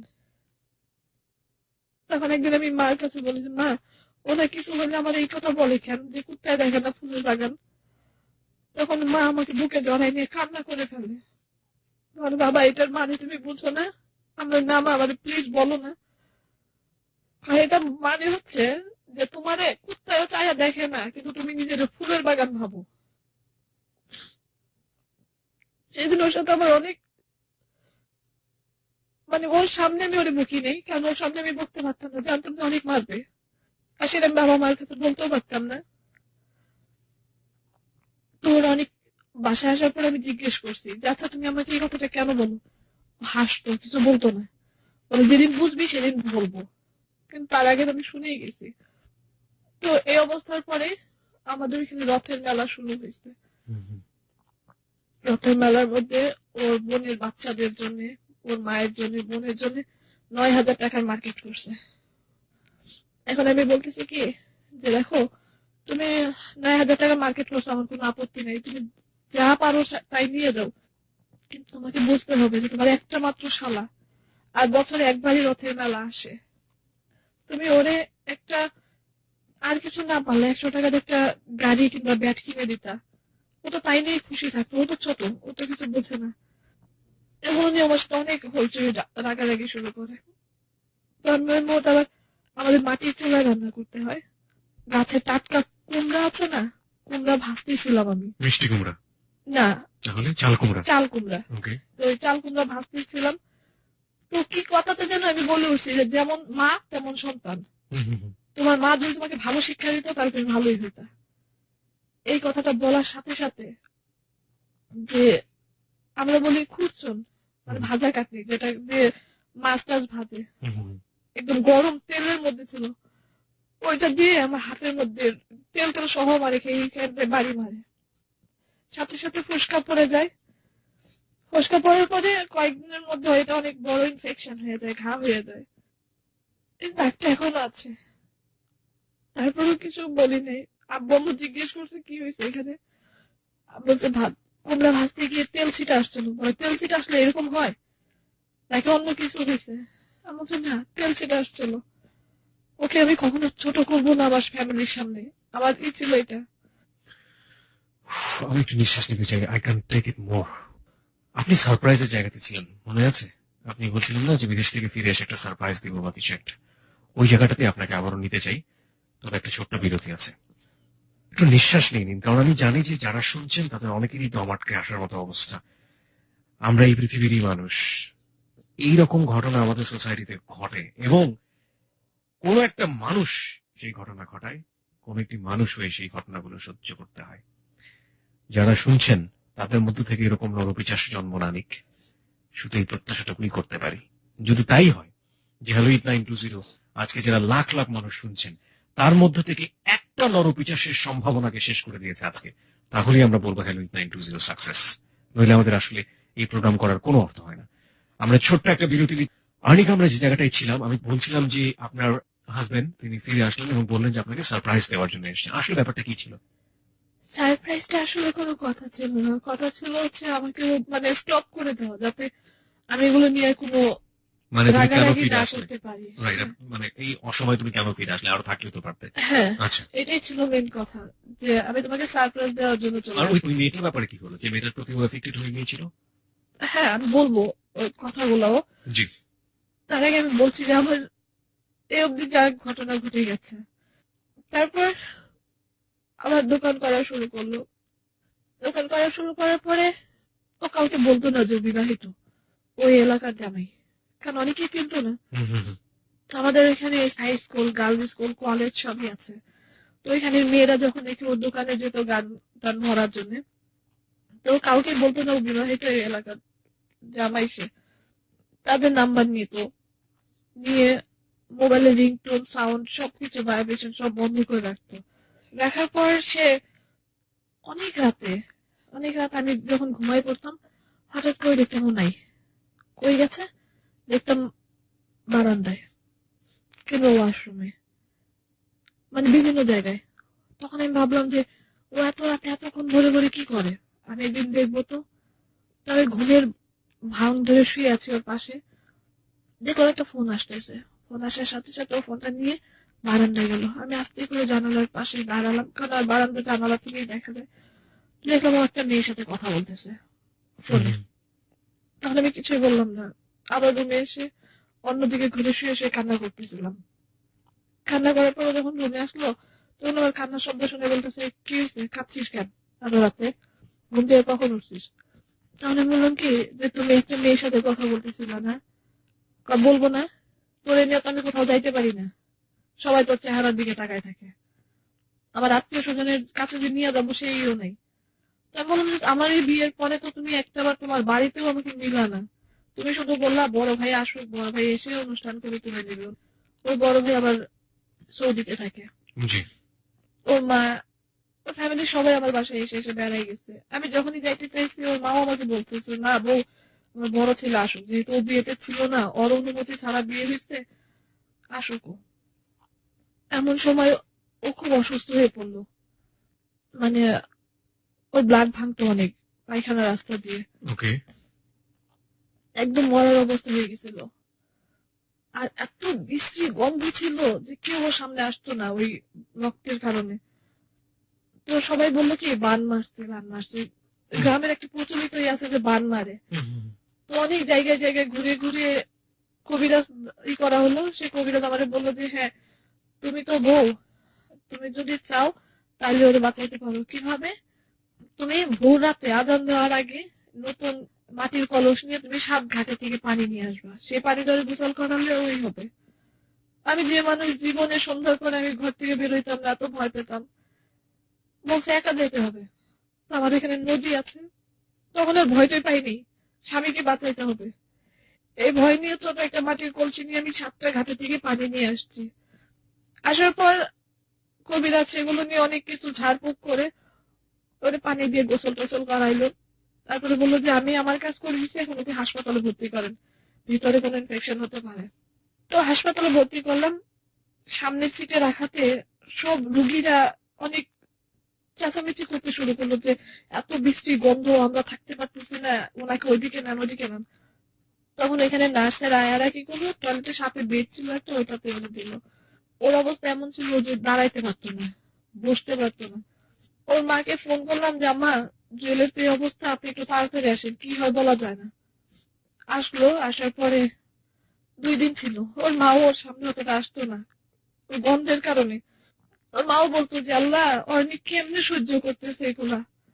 ও বসে টয়লেট করতে পারতো না, টয়লেটের যে পটগুলা থাকে আমি ওগুলা মাঝখানে রেখে, আমি হসপিটালের বেডে বসে 2 পায়ের মাঝখানে ওই পটটা রেখে আমি ওরে আমার পায়ের উপরে বসাইতাম, বসে জোরে ধরে রাখতাম যাতে পড়ে না যায়। একদম সারা শরীরে অবশের মতো হয়ে গেছিল। আমার কোলে বসে বসে টয়লেট করতো, আমার কাছে এক ফোঁটা গন্ধ লাগতো না।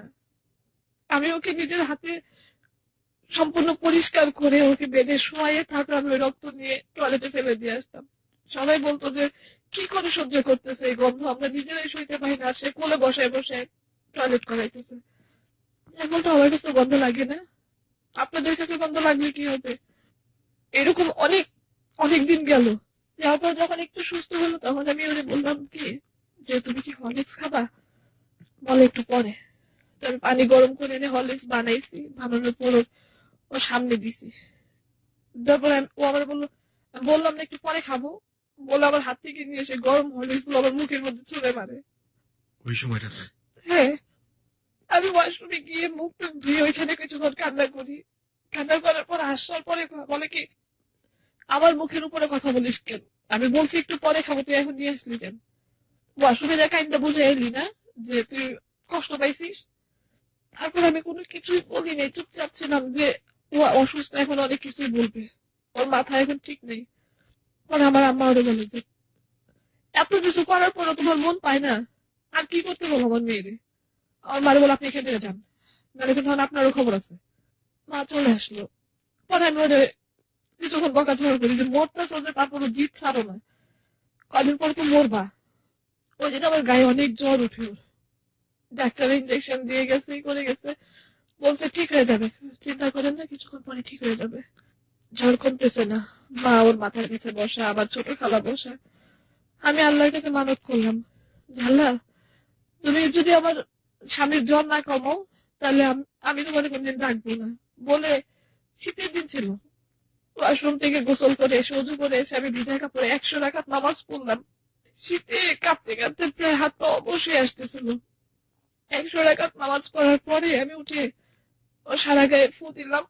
ফু দেওয়ার পরে আম্মা বলতেছে যে আল্লাহ তোর ডাক শুনছে, ওর জ্বর কমছে। জ্বর কমছে বলার পরে 13 দিন হাসপাতালে রাখার পরে বাসায় নিয়ে আসলাম। আসার পরে কোনোভাবে অত্যাচার কমে না, বরং আরো বাড়ে বাড়ে। ওকে সুস্থ হয়? হ্যাঁ, সুস্থ হয়ে বাসায় আসে। বাসায় আসার পরে তার কয়েকদিন পর যে দোকানের পাশে ওকে দোকান করে দিছিল, যার দোকান ওর ভাড়া নিয়ে দিছিল, সে হঠাৎ করে ফোন দিচ্ছে আমার মোবাইলে। ফোন দিয়ে বলতেছে কি, তোমার স্বামী তো সবকিছু বিক্রি করে হঠাৎ করে চলে গেছে, তুমি কি জানো? আমার দোকান খোলা রেখে ও সবকিছু নিয়ে পালাই গেছে। ওকে ফোনের উপরে ফোন দিচ্ছি, ফোনের উপরে ফোন দিচ্ছি, ফোন ধরে না, কোনো ফোনই ধরে নেই। বাসায় যাওয়ার পরে ওর মা বলতেছে আমার পোলার আশা বাদ দাও, আমার পোলা তোমার কাছে জীবনও যাবে না।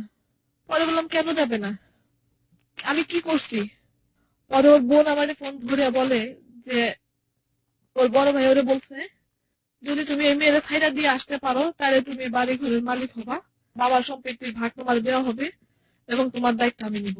যদি এই মেয়েকে নিয়ে সংসার করো তাহলে আর তোমার কোনো আমাদের কাছে থাকবে না। এই কারণে ও তোমার রেখে চলে আসছে। আমি এইটাই কারণ। পরে ওর যে চাচাতো ভাই, তার কাছে আমি খবর নিলাম যে দাদা আসলে ঘটনা কি। মনে করে যে ঘটনা কিছুই না, সোহেল ভাইও ওরে বলছে যে তোর নিয়ে সংসার করা যাবে না। আর ও যে মেয়ের সাথে করছিল সেই মেয়ের সাথে ওর সম্পর্ক এখনো আছে। পরে বললাম যে ওই মেয়েটার নাম্বার আমার দিতে পারবে? বলে এখন তো আর আমার সম্ভব না, আমি নাম্বার নিব, ওই মেয়ের নাম্বার আমি আর আনতে পারবো না। পরে কিছুদিন পরে শুনতে পারলাম যে ওই মেয়েটার সাথে ওর একটা রিলেশন ছিল, জুয়েল আর ওই মেয়েটা দুইজন পালিয়ে গেছিল। পালিয়ে গিয়ে গোপনে বিয়ে করে। ওই মেয়েটার বাবা মা জানতে পারার পরে মেয়েটাকে নিয়ে যায়।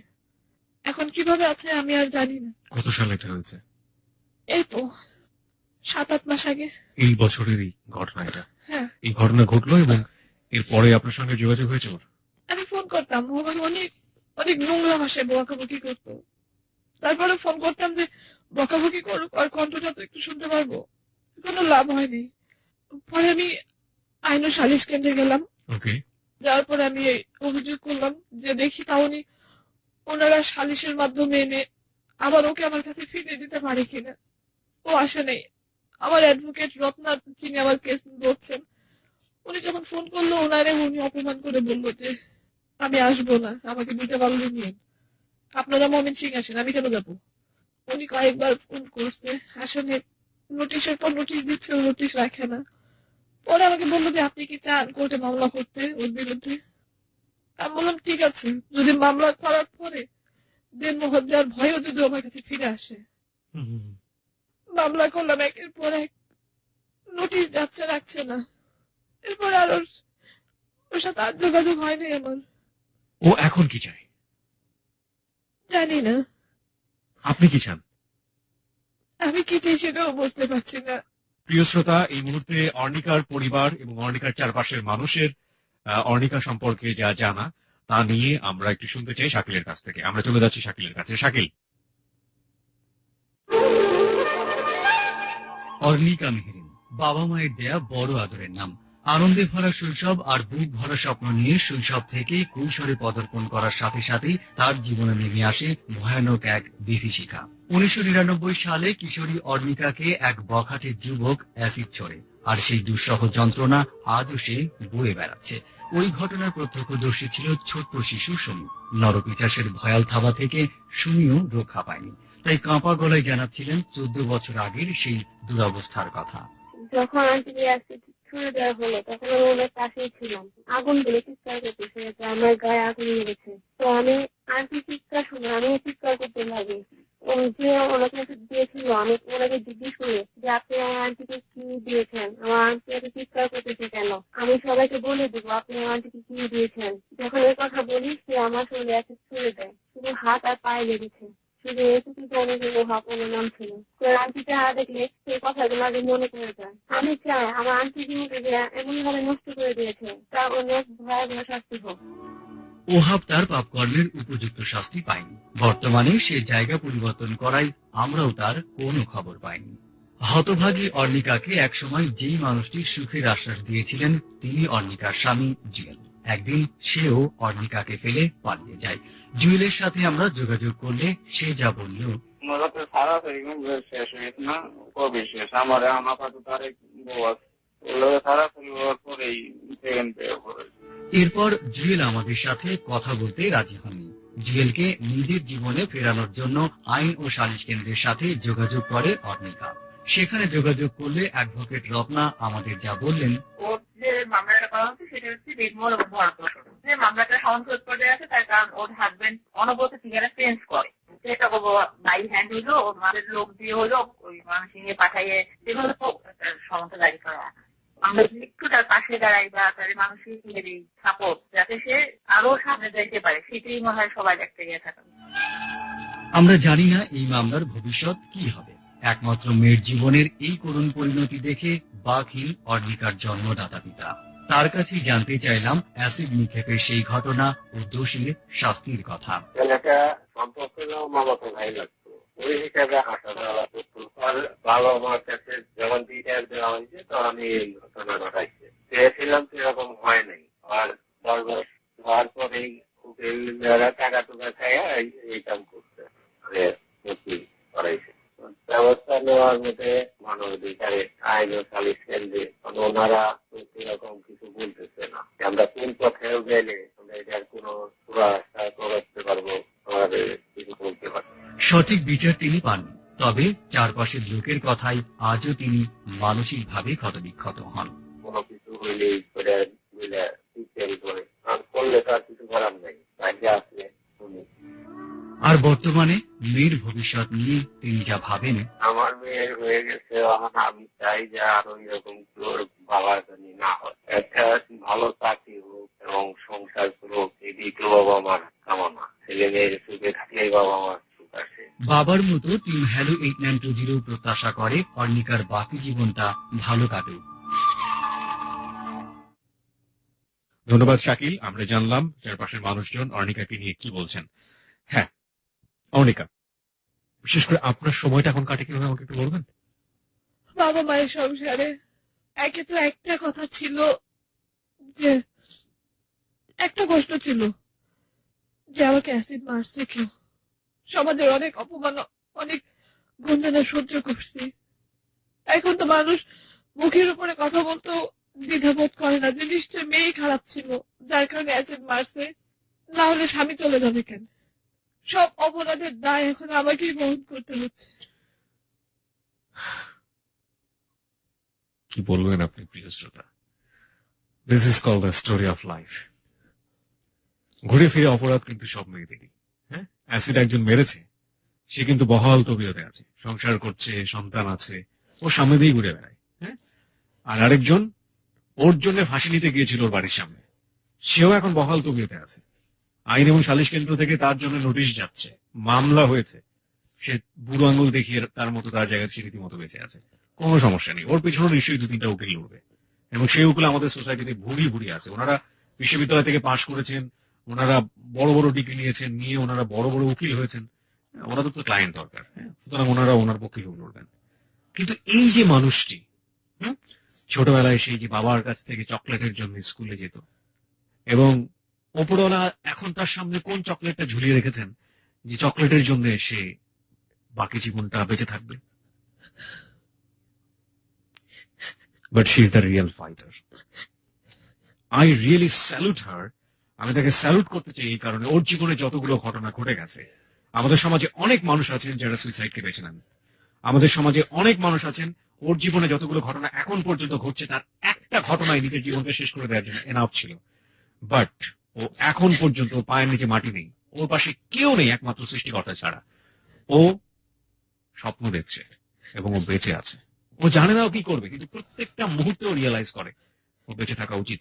নইলে ক্লাস 6 এর সেই মেয়েটি, সেই ছোট্ট 11 বছরের মেয়েটি এখন পর্যন্ত 26 বছর বয়স, 15টা বছর ধরে সমাজের সাথে ফাইট করছে, ভাগ্যের সাথে ফাইট করছে, পরিবারের সাথে ফাইট করছে, ভালোবাসার সাথে ফাইট করছে। She is still surviving. ওকে স্যালুট করবেন না তো কাকে স্যালুট করবেন? আমি ভালোবাসার জায়গাটা না হয় একটু সাইড করে রাখতে চাই। আপনি ঠিক আছে, আপনার জুয়েলকে একটু সাইড করে রাখেন, আপনি আপনার অতীতকে একটু সাইড করে রাখেন, যদিও আমি জানি এগুলো সম্ভব না। আপনি সবকিছু সাইড করে রেখে কি আপনি পজিটিভ কিছু ভাবতে পারেন আপনার জন্য? পজিটিভ শব্দটাই মনে হয় আমার জীবন থেকে হারিয়ে গেছে। আমার তো মনে হচ্ছে যে আমার জীবনটাই হারিয়ে গেছে, শুধু একটা রোবট চলছি, যার শুধু সব জায়গা থেকে লাঞ্ছনা গঞ্চনাই পেতে হবে, দোষের দায় বহন করে চলতে হবে। আপনি কোথাও কোনো কাজ করতে চান? পেয়েছেন আপনি কাজ? চেষ্টা করেছেন? কাজ করছি একটা। কোথায় করছেন এখন? একটা টেলি কাউন্সিলিং সেন্টারে। ওকে, ওটা থেকে যা রোজগার হয় তা দিয়ে আপনার চলে? না চললেও চালাতে হয়, কারণ ওই একটা কথা আমি বারবার বলবো যে না চললেও চালাতে হবে, কারণ সমাজ আমাকে ওই বেদি পায়ে পড়াই দিছে। কিছু করার নেই, কিছু করার নেই।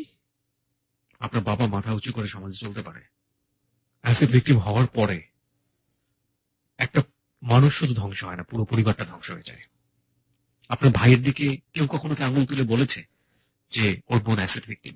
হ্যাঁ, অনেক বলে। ও স্কুল থেকে কান্না করতে করতে আসতো, বলতো কোনো বন্ধুদের সাথে বা কোনো ক্লাসের কোনো ক্লাসমেটের সাথে ঝগড়া লাগলে দূর থেকে নাকি অনেক অন্য অন্য বন্ধুদের সামনে বলে অ্যাসিড অ্যাসিড। তখন বন্ধুরা যদি জিজ্ঞেস করে তোর বোনের অ্যাসিড মেরে পুঁতে দিছে, অ্যাসিড অ্যাসিড, বাসায় আসে কান্না করতে করতে, আপু আমি স্কুলে যাবো না। কারোর সাথে, যেহেতু আমাদের গ্রামের বাড়ি, গ্রাম মফস্বল এলাকা, ঝগড়া ঝাঁটি লাগতেই পারে এলাকার কারোর সাথে, কথা কাটাকাটি হলেই মা বাবা সবাইকে শুনতে হয়। তো আল্লাহ বিচার করছে, তোর মেয়ের দিছে মানুষ অ্যাসিড জ্বালাইয়া, অহরহ শুনতে হয়। বাবা মা ভাই সবার কাছে এই কথাগুলো এখন আমি আসলে কিছু বলতে পারছি না এখন আর কি বা বলার থাকে আর্নিকার, সারাটা জীবনে তোকে সহ্য করতে হবে। আমরাও আর কিছু বলতে চাই না প্রিয় শ্রোতা, পুরো স্টোরিটাই আপনার বিবেকের কাছে রেখে গেলাম। শুধু একটা প্রশ্ন করে গেলাম, যারা এভাবে ওকে জ্বালিয়েছে, যারা এভাবে ওকে জ্বালাচ্ছে, যারা পুরো পরিবারকে প্রশ্ন করছে, তাদের মধ্যে কি আপনি আছেন? তাদের মধ্যে কি আপনার কোনো বন্ধু আছে? তাদের মধ্যে আপনার কি কোনো ভাই আছে, বোন আছে, আপনার পরিচিত কোনো আত্মীয় স্বজন আছে? তাহলে তাকে থামতে বলুন, মানুষ হতে বলুন। মানুষ হওয়াটা খুবই জরুরি। প্রিয় শ্রোতা, এখানেই আর্নিকার জীবনের গল্প শেষ হচ্ছে, কিন্তু আমরা অত্যন্ত আশাবাদী একজন মানুষ এবং আমরা বিশ্বাস করি এই সমাজে আর্নিকা হেসে খেলে বড় হোক, যতদিন বেঁচে থাকবে দুনিয়াতে ও একটা সুন্দর জীবন পাক, কেউ না কেউ ওর পাশে এসে দাঁড়াক, ও অসম্ভব সুন্দর জীবন যাপন করুক, সেই প্রত্যাশা একেবারে মৃত্যুর ঠিক আগ দিন পর্যন্ত আমাদের প্রত্যেকটা হ্যালো 8920 মেম্বারের থাকবে। আমরা আর্নিকার জীবনের গল্প শেষ করছি এই শুভকামনা। আর একটা লরি গেছে তার পাশ দিয়ে, তার মধ্যে একটা কলকাতার দিকে, কিন্তু কেউ তার অবস্থা জিজ্ঞেস করার জন্য থামেনি। মনে মনে বললেন, বাঙালিরা এ ব্যাপারে বড় স্বার্থপর হয়। নিজের অসুবিধা করে পরের উপকার করাটা তাদের পুষ্টিতে লেখে না। তিনি নিজেও কি এদের মতো ব্যবহার করতেন? হয়তো তাই। তিনিও তো বাঙালি, লেখক হিসেবে তার খ্যাতি আছে ঠিকই, কিন্তু তাতে তার মজ্জাগত দোষগুলোর কোনো সংস্কার হয়নি। উত্তরের মেঘটা অপ্রত্যাশিতভাবে দ্রুত এগিয়ে এসে সূর্যটাকে ঢেকে ফেলেছে, সঙ্গে সঙ্গে একটা ঠান্ডা হাওয়া। ব্যাগ থেকে পুলোভারটা বার করে পরে নিলেন। এদিকে সূর্য দ্রুত নিচের দিকে নেমে এসেছে, 5টার মধ্যেই অস্ত যাবে, তখন ঠান্ডা বাড়বে। কি মুশকিলে ফেললো তাকে সুধীর। বইয়ে মন দিতে পারছে না। তার চেয়ে নতুন গল্পের প্লট ভাবলে কেমন হয়। ভারত পত্রিকা তার কাছে একটা গল্প চেয়েছে, সেটা এখনো লেখা হয়নি। একটা প্লটের খানিকটা মাথায় এসেছে এই পথটুকু আসতেই। নিগামবাবু নোটবুক বাইর করে কয়েকটা পয়েন্ট লিখে ফেললেন। না, গাড়িতে বসে আর ভালো লাগে না। খাতা বন্ধ করে আবার বাইরে এসে দাঁড়ালেন। তারপর কয়েক পা সামনে এগিয়ে রাস্তার মাঝখানে দাঁড়িয়ে এদিক ওদিক দেখে তার মনে হলো বিশ্বচারে তিনি একা। এমন একা তিনি কোনোদিন অনুভব করেননি।